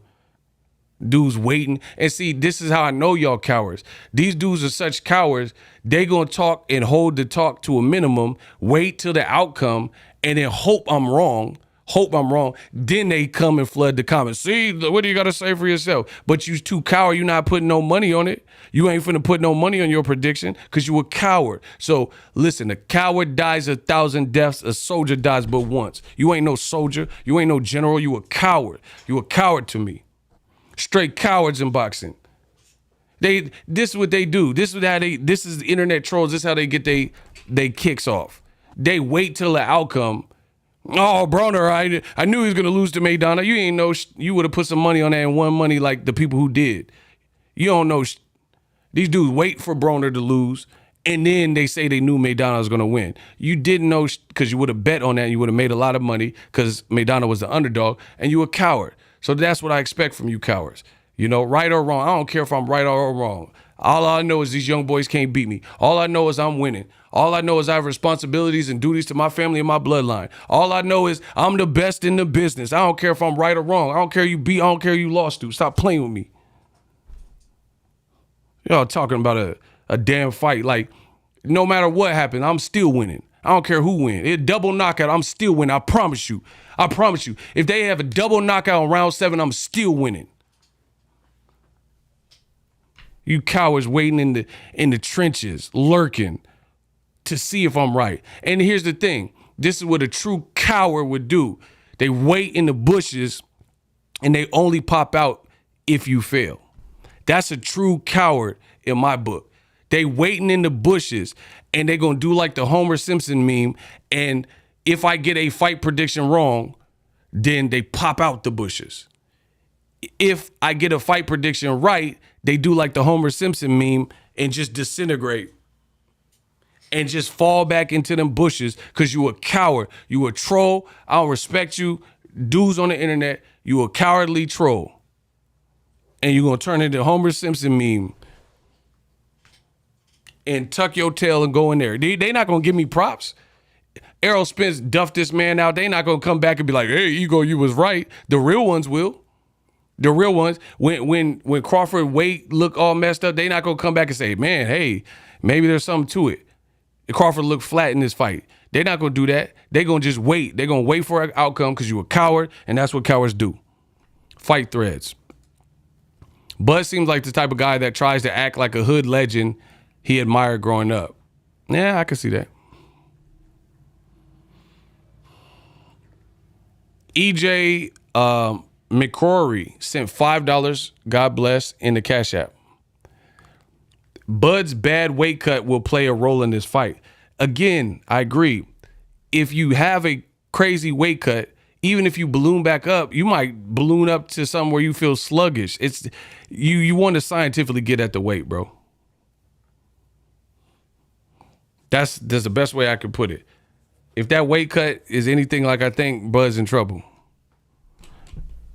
Because unless your goal is to try to knock out Errol Spence in the first couple rounds, then it's a foolish game plan to have bulk Bud up, right? Because here's the thing, and here's the downside for Crawford. Crawford is not known to be a fast-paced action starter. They say, oh, he's downloading information. Bro, you gonna download an ass whooping if you get off to too slow of a start. Like Errol said, you gonna download a virus. You can't wait 5-6 rounds like Lomachenko did with Devin Haney and Teofimo Lopez and Jermaine Ortiz and then start trying to get busy. You gonna download, you looking for the manual and the instructions while you doing that, Errol's working with a jab. You gonna download that ass whooping. You gonna download some jabs. That's what you're gonna download. You better have McAfee. You better have Norton antivirus. You can't. So again, bad style matchup, but a slow starter who like to take his time and fight at the pace. And then if you reach, he'll teach. But Errol Spence ain't finna reach and put his head out and do this foolish stuff. He's gonna try to get off on shots that he feels he can execute safely because he's a fundamentally sound guy. So if Errol Spence, if I was Errol Spence, I would mix what he did with Sean Porter versus what he did with Mikey Garcia. Blend those two up, Crawford in the blender. Box when you need to, stand your ground so he knows it ain't sweet. Mix those two, and then as the fight wears on, his face start to break up, then you start stepping on him. Errol say, man, y'all know what I come to do. I'm stepping. Crawford, he like to download the information.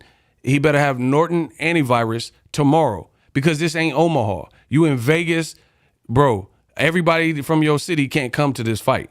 So you don't have this busted glove from the Avanesian fight, right?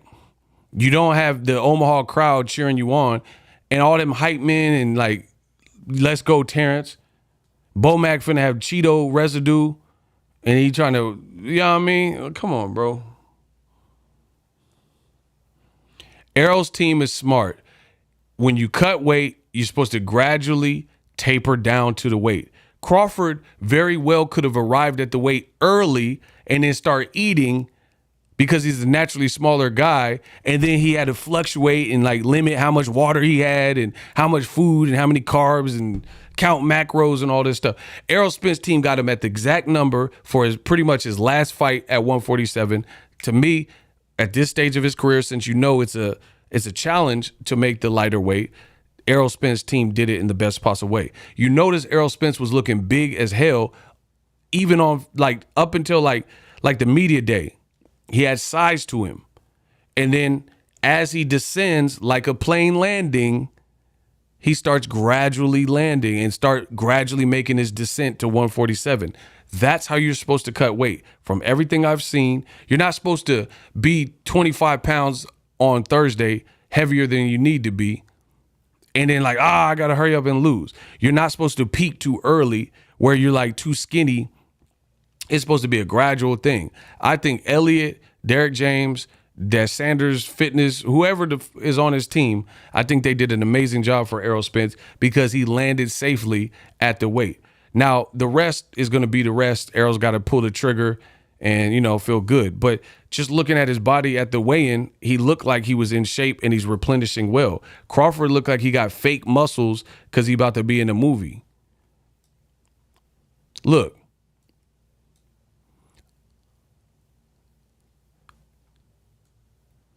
Look at, like, this doesn't even, Crawford don't even look symmetrical. His stomach looks six-packed out, but flat. His arms, for me, look kind of like, at least from this angle, look kind of skinnier. His obliques look skinny. Take them power shots. I feel like Charleston listen, I feel like Charleston White. Yeah. I want to see Errol. I want to see Errol with the, I want to see Bud. I want to see Bud with take them power shots. Yeah. And then did Errol not speaking, not talking, just showed up looking like a true welterweight, not looking dry. He looked like an action figure. Yeah. Let me see Bud take them body shot. Yeah, I want to see that. Bro, Bud got blow-up muscles, inflatable Bud. Bro, You know them inflatable men's that you put in front of and the wind be blowing? That's what his muscles look like to me. You cut weight too quick or whatever, weight drain, whatever is wrong with you, and then you just start putting nutrients back in you so you start blowing back up. Errol Spence don't look like that. And again, we're going to see what it means on fight night. Bro, I truly think he probably had Bomac cooking for him. That's where you went wrong. Because Bomac, he probably wasn't giving you the proper nutrients. Bomac was making like nigga food. Yeah. He was making nigga food. Bro, you was eating nigga food. Stop playing with me. Bomac was cooking you Chinese spare ribs and a bunch of stuff that athletes don't really need to be eating for their weight cut. Yeah, Bomac, Bomac, he out there making Jack Mac, like prison food for Crawford. Yeah, he had the mackerel. Yeah. I promise you, he was eating Jack Mac. He was eating burnt ends. My man Ricky Williams said he was eating triple barbecue brisket. Yeah, Bomac, he just feeding him anything, bro. Crawford eating hungry man dinners, getting ready for Errol. All right. Bud looked like he had a bunch of water weight. I told you he just ballooned back up because he was looking like a Afeni Shakur. Rest in peace, bro. He was looking like, bro. He was looking like a rapper's mom, Afeni Shakur, or one of them. Valletta Wallace. He was looking like Afeni Shakur, some rapper's mom. Bro, look. When I was young, me and my mama had beef, 17 years old. Bro, you looking like a Black Panther that made it to 2023. You look like Captain America before he got the super soldier serum. Dead homies. Listen, dead homies. On Dead Homies, he looked like Captain America when he signed up for the military before he got the soldier serum. Bro, don't play with me, bro. Y'all know what I'm saying is true. You the black captain. You blapped in America. You the black Captain America. Y'all talking about. You look like Chris Evans before he got the soldier serum. Yeah. You ain't take the soldier serum. Yeah. And then he drank a bunch of water afterwards because he had a couple hours. Bro, there go, Bud. Bro, you the black. Look, there you go. It's pre-soldier serum Captain. Yeah. You looking like Captain America. Yeah. And y'all talking about, oh, come on, Ego. He always looks like this. No, he don't. He don't look like Blapped in America. Y'all be lying.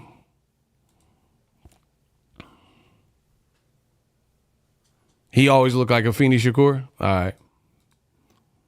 He looked like Jay-Z mama. Somebody said a youthful Frederick Douglass. Bro, he came out looking like W.E.B. Du Bois. Bro, he came out on some 4-7. Bro, if you don't get the black Abraham Lincoln out here, bro, he came out chopping cherry trees. 4-7 years ago, my founding father. Bro, he looked like the Gettysburg Address. You look like 1492 out this mother. And then when I say it, y'all say, no, this is a great weight cut. He always looks like that. Bro, he does not always look like Cornel West. Stop lying. You're lying to yourself. Shakur Stevenson looks bigger than him right now. Or not now, but a couple days ago. Somebody said Eddie Murphy and Metro. Bro, they said Eddie Murphy and Metro. Y'all threw it back. Bro. He looked like an extra in Shatas. Like he looked like Beanie Man. Zaga, if I can't be your girl. Zaga, bro. Beanie Man, Shata, dumb Shatas. Bro, what in the hell? Bro, Dead Homies look like Afeni Shakur. Somebody said Flavor Flav with the clock. Man, come on, bro. And then when I say it, y'all like, no. Errol looks that way. Bro, Errol didn't look like that. Errol look like that? All right, bro. Afeni Shakur, bro. My son Tupac was a poet. Bro, dead homies. Dead homies, bro. That Crawford looked like, hey, look at me. I'm the captain of the ship now. Bro, you look like Captain Phillips. The front, bro, hey. Bro. Hey, listen to me. I am the captain of the ship right now. Bro, you look like Tommy Davidson and Wu, y'all say. Somebody say he looked like a young Lauryn Hill, that thing. He said Lauryn Hill. I'm done, bro. Bro, you look like that girl from Living Single, Maxine. What her name? Maxine? Bro, you look like Maxine Waters. We are living, hey, single. Ooh, in the 90s kind of world. I'm glad I got my girls. Oh, keep your head up. What? Keep your head up. That's right. Bro, Maxine Waters. You look like Maxine Waters, Will Smith in Emancipation. You look like you fighting for your free papers and y'all pretending like you don't see this. You look like Patches O'Houlihan. Maxine Shaw. Okay, I had it wrong. Bro, you look like Bobby Womack, all of them. Michael Black. Somebody said Tracy Chapman. Hey, come on, must be stopped, bro. Bro, Maxine Waters, all that. And what's the dude, the TK? Who is her boy? Who is that dark-skinned dude on the Living Single? You look like him too. Yeah.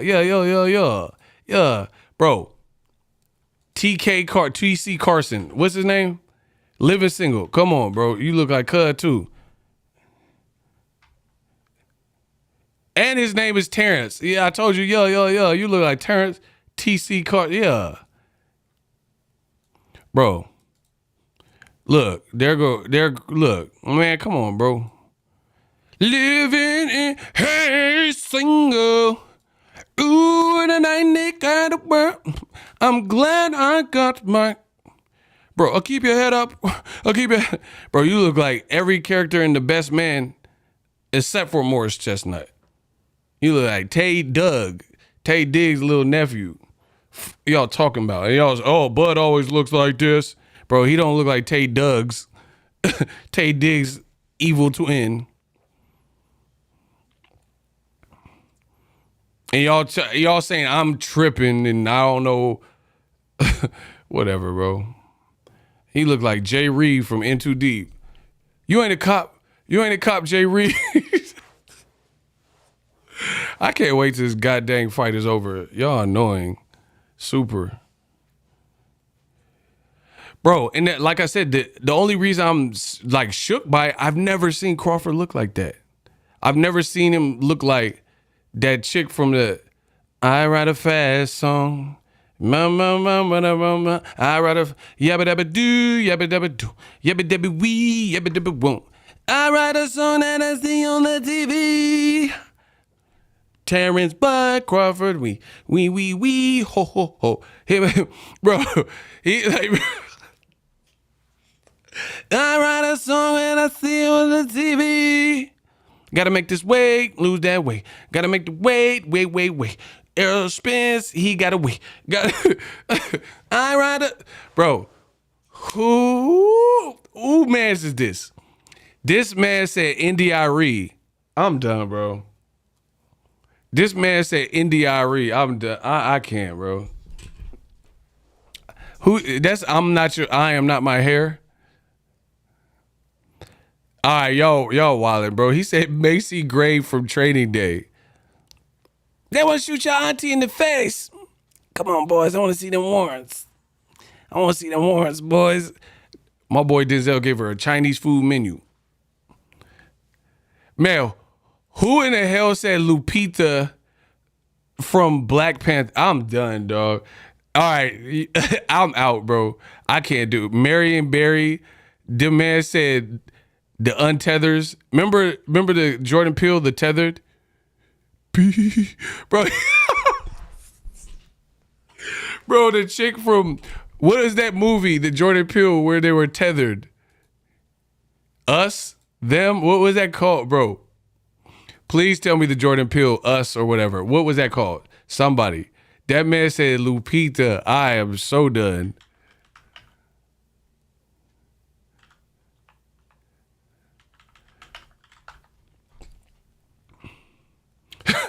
Hey, y'all violate, bro. He said the untethered. Bro, she was like, be careful. And she had them scissors. Bro, the Jordan Peele untethered. Bro, when she had them scissors, she, be careful. Be careful. Bro, I promise you, they said Crawford, bro, remember she, be careful. Be, bro, I'm done, bro. I'm about to leave. I can't deal with this anymore, bro. That man said, be careful. Where this picture at? Y'all got me crying, bro. I'm out. Bro, Crawford said, be careful. Oh, my gosh. These are just, listen, folks. These are just jokes. But, hey, listen. I'm making some jokes. Y'all making some jokes. Why the Bud Buddies, y'all didn't have a problem with Crawford dissing me on Twitter, but then y'all mad when the rabbit got the gun, though? That's what I'm trying to understand. All the Bud Buddies are like, hey, man, why are you making these jokes? But y'all didn't say that when Bud attacked me on Twitter and had something to say. What gives with that? Oh, you thought there was like, I ain't got nothing to say? Man, I got tears literally in my eyes. Mike D, what's good? No, honestly. See, the Bud Buddies, they act like bullies. I know someone didn't say Bud looks like Stan from Martin, Garrett Morris. I know I didn't just read that. I know somebody didn't say he looked like Garrett Morris, Stan from Martin. I hope I didn't read that.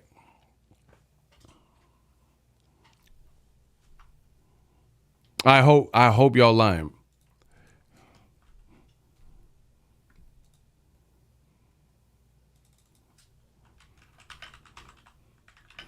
So my question to you is, again, when Bud disrespected me, y'all ain't had no problem with that. And I was out of nowhere. I was at this is a true story. I was at Trader Joe's when he did that. I don't even know where that came from. But y'all was like, oh, okay, cool. But then when we poke a little fun back, see, that's what I'm saying. The Bud Crawford, the Bud Buddies, y'all got true bully behavior. Y'all want to bully somebody, and it ain't funny when the rabbit got the gun, though. Right? We just talking about his taper. You know what I mean? It's lighthearted. I don't say nothing about nobody, kids and family. I'm just saying he got the Danny Glover and Predator too. You see what I'm saying? That's all I said. Bro, he got the dead son of a bitch. Riggs, I'm too old. Bro, he got the Danny Glover. So he must have been training hard for Errol because he got the Danny Glover and Predator too. That's all. Riggs, son of a bitch. Bro, remember my boy Danny? Son of a bitch. Riggs, I'm too old for this. But like I said, y'all didn't come and save me. Y'all didn't come and save me like, oh, Bud, how could you say that to him? But then when I'm making a couple jokes, then y'all get y'all panties in a bunch. I don't understand that. But again, I do understand it because y'all try to bully people. You want to bully people, and then when the rabbit got the gun go, you know what I'm saying? Then you were like, oh, no. That's what Bud did to Errol Spence. The whole team is, listen, if I'm lying, y'all stop me. Please stop me. When the fight wasn't a thing, Bud's team was nasty as hell to Errol Spence. Come on, tell me if I'm lying. The whole entire time, when there was no fight at all, Bud's team acts sinister to Errol Spence, calling him an alcoholic, a drug addict, said Al Heyman is gay, said PBC is weak. Bomac was on an interview and they asked him, would you do business with PBC? He said, F the PBC. I have the tapes, right? Say they wasn't sending no fighters. They all ducking, they all scared. His team was nasty, right? Block MJD. Block MJD. You out of here. So his team was very nasty. Now you are on fight week. Seemingly you have the best opportunity to get all that off your chest. And you're like, oh, our size, let's just come and increase the peace and stuff like that. That's what the dude, I seen the different, Ellie got a different vantage point. And the dude in the crowd was like, F that. Nah, don't try to be humble now. That's what he said. Literally, whoever that guy was that was arguing with Crawford and they was calling each other bees and stuff like that, right? He said, nah, don't try that humble stuff now. You was talking that talk, like, don't be humble now. That's literally what the guy was saying. Has anyone else noticed that? Has anyone else noticed that Bud Crawford's team acted malicious and then they acted like victims? That's Karen behavior, bro. You guys will say lies. Oh, everyone said I was going to lose to Amir Khan. Nobody said that, bro. Nobody with any intelligence thought you. And you're trying to act like the world's against you. Nobody said you were going to lose to Amir Khan. I have a popular platform and channel, and I can assure you that wasn't the pulse of the boxing community. Here's the thing. If that were the truth, then how come you didn't do better pay-per-views? See, you guys allow Crawford, because you like him, the fighter, which I do too, you allow him to lie to you and his team to lie to you. That's the only issue I have. If people truly thought you were this massive underdog for every single one of your fights, like you keep lying and telling people, then you would have done great pay-per-view numbers. Because if it's a perceived threat, those fights sell more.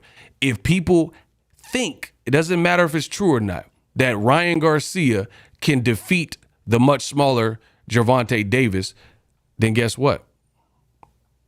They will pay for it, and a million motherfuckers did, right?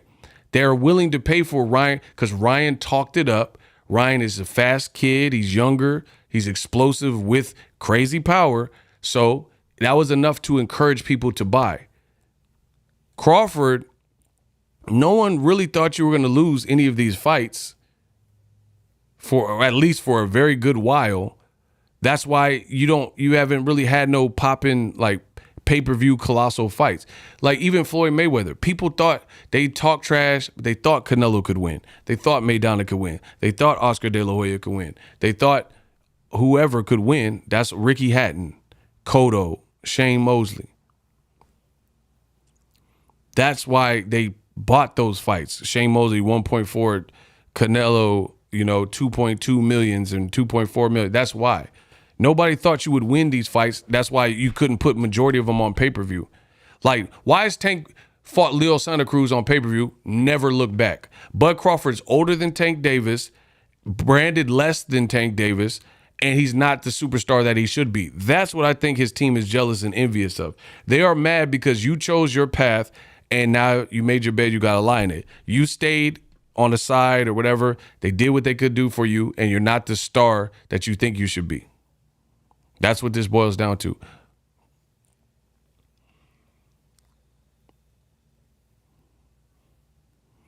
There's no way that Devin Haney should be 24, 25, and he had a fight that people actually wanted to see on pay-per-view. I don't know if it did great numbers, but I know the Lomachenko fight versus Devin, when they fought, was at least a better ask and a better sell than Amir Khan versus Crawford a few years back. So Crawford should be mad at his own self and his team for decisions they made. And when I look at this weigh-in and this whole buildup, they act like they said like Errol Spence, he not all that, he manufactured, he's not the A side over me. But Look at how y'all acting in the moment and look at how he's acting in the moment. That in and of itself is showing me that he's been here before and y'all haven't, because y'all acting like, for lack of a better word, ghetto, and he just chilling, trying to make his way, trying to win the fight. Y'all the ones screaming and calling people bees in the crowd. Crawford coming out rapping. Bro, that doesn't seem like someone who's been here before. And I think Crawford has like some type of like social disorder or something like that. Like, you know what I'm saying? Like some social, like, I don't know. I'm not a psychologist, but just some kind of social disorder. Like he's super introverted, so he has to like hype himself up to speak in front of people. What's wrong with rapping? And nothing's wrong with rapping. Come on, bro. I rap. But that's something I've done since I was a kid. It's not about rapping. We're not against rap. We're not against rappers. Block J Beezy. He said you definitely light-skinned. Ooh, you show me who's boss. What does that mean? You're definitely light-skinned. Okay. Oh, no, not anything but that. What am I supposed to say to that? Get him out of here. That man said he definitely, bro, this is the Crawford Bud Buddy mentality. That to them is that's a diss. Oh, you're definitely light-skinned. Okay. Like we can control the complexion we are. Do you see what I'm saying? This is their level of like thinking and logic. You're definitely light-skinned. Who says that? You think Steph Curry would say, oh, you're definitely light-skinned, or Drake? No, they're not. Because they light. How is that even an insult? Oh, you're definitely... Because, again, this is how they think. This is how Crawford, the whole fan base think. They think being light-skinned is a diss. Like, if you light-skinned, you weak or something. Like, whatever. Block Serena Turner. Your services are no longer required. Go start an OnlyFans. I don't care what you talking about. Go start OnlyFans. Yeah, I'm talking to you. I want to talk to you. Start an OnlyFans.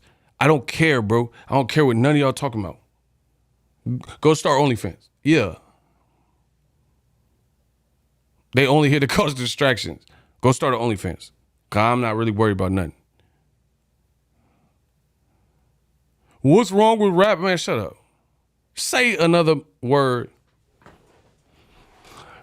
Y'all let Crawford get away with this stuff. Oh, man, BLK Prime is the new wave. Why you ain't on the new wave? Why is this fight, the turnout is crazy?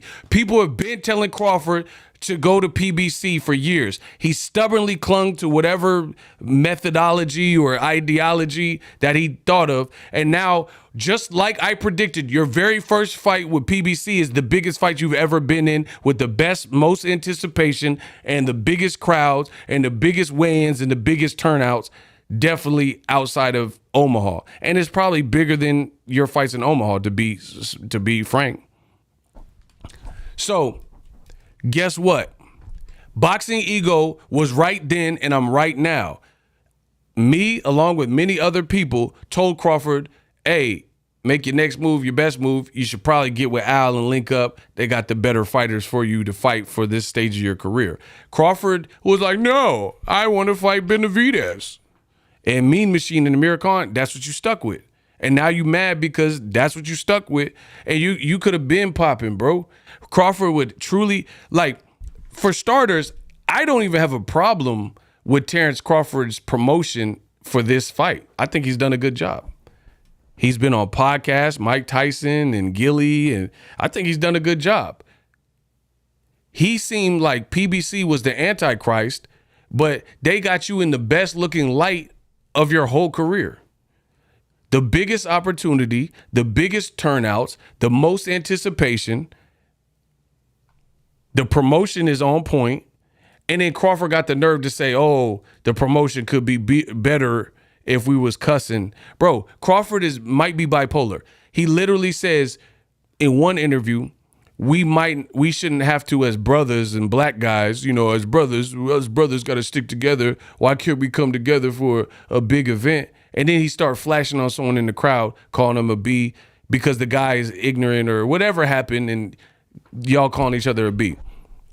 He also says that the promotion could have been better, but since they're not slapping each other and calling names, then some casuals won't buy it. So you said that only to later do what you said that you didn't need to do because the fight needed no promotion. Think about what I'm saying. I'm the best in the business.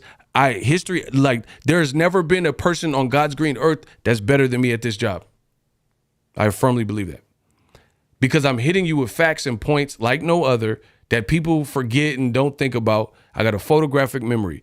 You said you don't need to promote this fight. You said as a black man and him being a black man, they want to see y'all tear each other down, and it shouldn't be about that in order to promote a fight. But then you went to the podium and you kind of said, hey, let's chill. Let's increase the peace.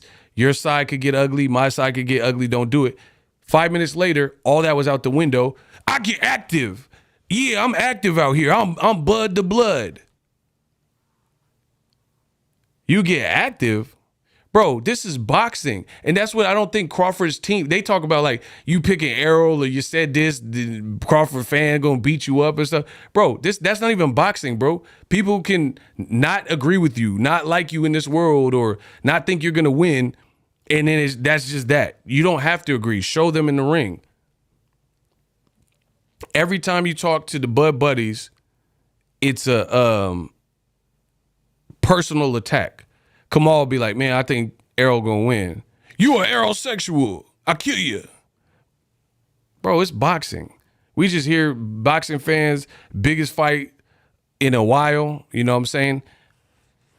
Evenly matched fight. People just hyped. You can't even take that. You can't even take criticism. You can't take some random person heckling you in the front row. I see why you have Bernie and all these Bomax and stuff, because they're not going to say nothing to offend you. They don't want to get cut off the gravy train. That's why I never had no problems with Crawford's team. Always supported him on my channel. Continue to support him on my channel.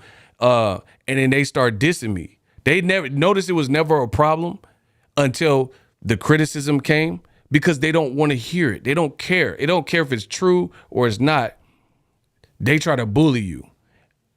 They try to bully you because we don't see eye to eye. But that's not life. In life, you know how many people diss me on Instagram or YouTube? I don't care about none of that, bro. I don't do this for them. I don't work for them. I'm not finna go back and forth because you diss me on YouTube. I mean, God bless you. Merry Christmas. You diss me. Oh, good luck. Ego's a poopy head. All right, great. Now what? Bro, that's just not a realistic way to move through life. Everybody say something, you want to punch them. You know, everyone say something, you want to argue with it. Like, why are you, like, Bud is the type to argue with, like, random people that don't even mean, like, you're a multi-millionaire, bro. Imagine you could probably go up to Dwayne The Rock Johnson and say, your last movie sucked. I mean, he's probably not going to like it, but at the same time, he going to try to body slam you and do wrestling moves and all this, like, goofy stuff because you disagree or you think he's an overrated actor. Who cares, bro? If you're that thin-skinned, this probably ain't the business for you, because the internet is undefeated and the internet is cruel. That's why I came in the game like Pac. I don't really care. I say my thing and get off here. And then I tend to my family and my personal relationships and keep it pushing. Make my money and I'm out, period. But Bud has a certain level of duality where it's like 1 minute he the bully, then he's like, kumbaya, we should all not bash each other. Like, bro, if you felt that, why did you diss me and Fanon on Twitter? Out of nowhere. If it's kumbaya and like, oh, brothers need to stick together and, you know, black people be turning and all this other stuff, then why'd you diss like black channels? Why don't you do any interview? You do more interviews with white media than you do black media. Let's talk about it. Yeah, let's talk about it. Why does Bud Crawford not mess with no popping black channel for real, drop them exclusives, but then he'll go to Ariel Helwani? He do an interview with the chick from 2K.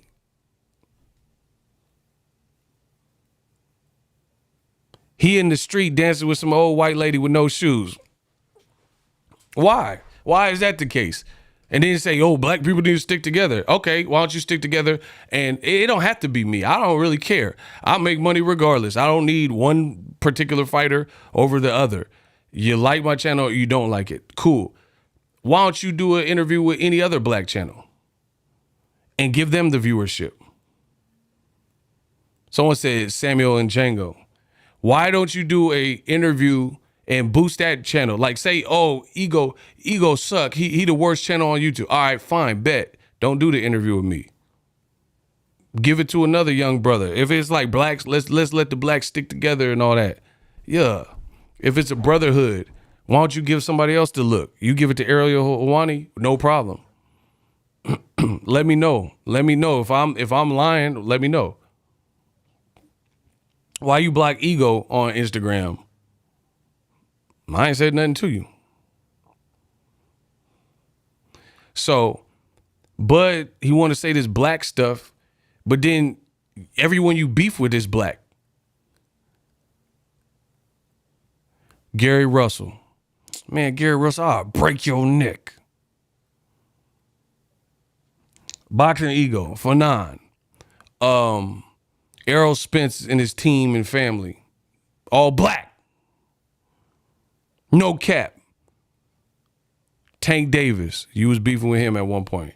Charlo. Oh, he a cheerleader. He a HOE. He a whoa. Everyone you beef with is black.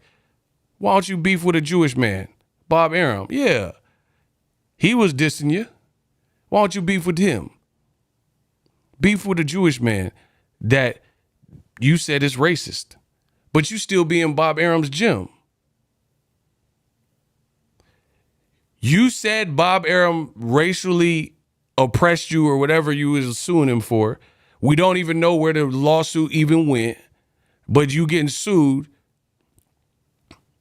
You sued a Jewish man, and then I don't even know where that's at. But you claim he's racist against you and held you back and oppressed you.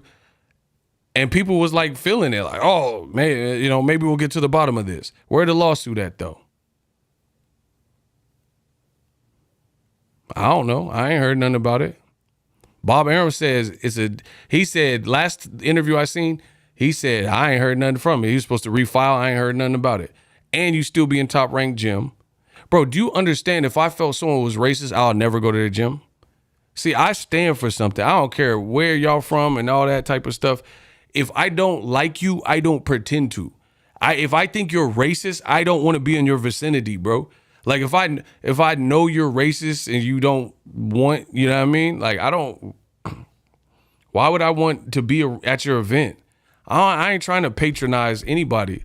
I can mess around and get bad service at a restaurant and never go back there. But I'm built different. I take it to the max.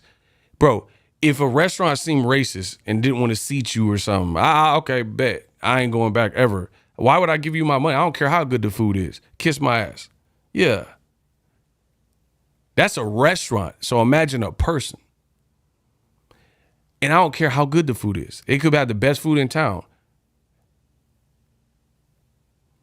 You gonna have the best food in town for other people, because I ain't finna do it. Where Crawford lawsuit? Name a white person that Terence Crawford went over the edge. Like, you argue with the dude calling each other's B's and whatever and names. Name someone he did that, or the Gary Russell, or outed me on Twitter and Fanon, all that stuff on Twitter. Name someone he did that to that was black. That was white. I don't know how they get down to Omaha. I don't know. I've been there, but I wasn't there long enough to get a grasp on it. But I'm asking, name a person that's white. So only, you know what I mean? Name one white person. Anybody from Top Rank that he did this to, you no longer there. Todd DeBuff, like anybody. Name one white person.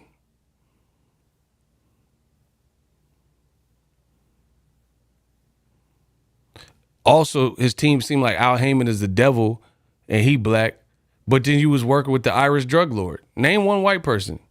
Kinahan. Yeah. Where Kinahan? Yeah.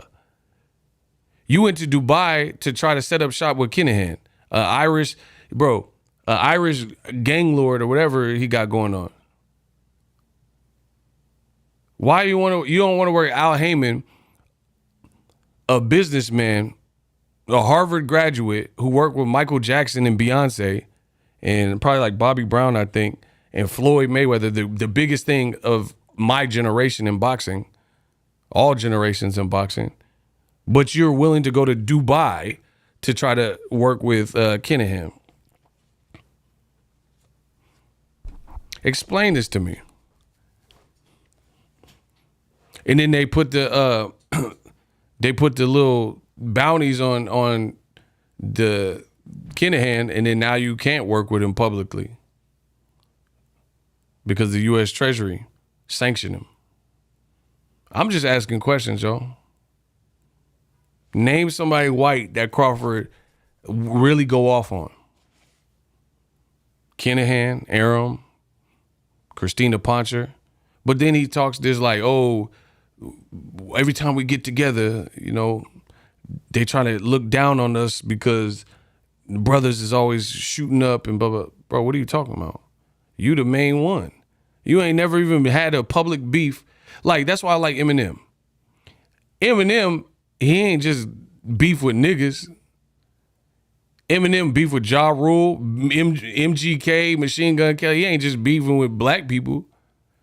Everlast. And never last, and never last, and never last is a quitter. And you bit light-skinned dudes, Benzino, Britney Spears, and Christina Aguilera. Yeah, I like that. Moby, you can get stomped by Obi. You 36, you roll, bought it, blow me. Early in his career, ICP, Limp Bizkit. Y'all some girls. Why do you act this way? And Moby, you can get stomped by Obi. Beefing with Cannabis. Yeah, he got a mixed bag. He beefing with everybody. I like that. Mariah Carey. Bro, he took on Mariah Carey. Facts. The warning shot. I can get down with that. That's the energy I need from. That's the energy I need. Nick Cannon. Yeah, anybody. That's Broner. Anybody can get it. If you mess with his pen, if you doubt his pen game, he's offing you. He beefed with his own mom and his baby mama. That's the energy I like. Bud don't do that. Name one white person that Bud dissed. That talk bad. Like Mike Coppinger, he was like literally Mike Coppinger said the same thing that I've said about Bud's resume. Where's this all-out onslaught against Mike Coppinger, who got barred from the fight? Yeah. So don't tell me this like, oh, brothers stick together and all this type of stuff. You're not doing that yourself. That's hypocritical. Shout out to Kamal Oz. Anyway, I'm out. I've been talking for a minute. Peace out. Something to think about. Tomorrow, we get to fight. That's my thoughts. Deuces. Make sure y'all get the likes up, and I'm out.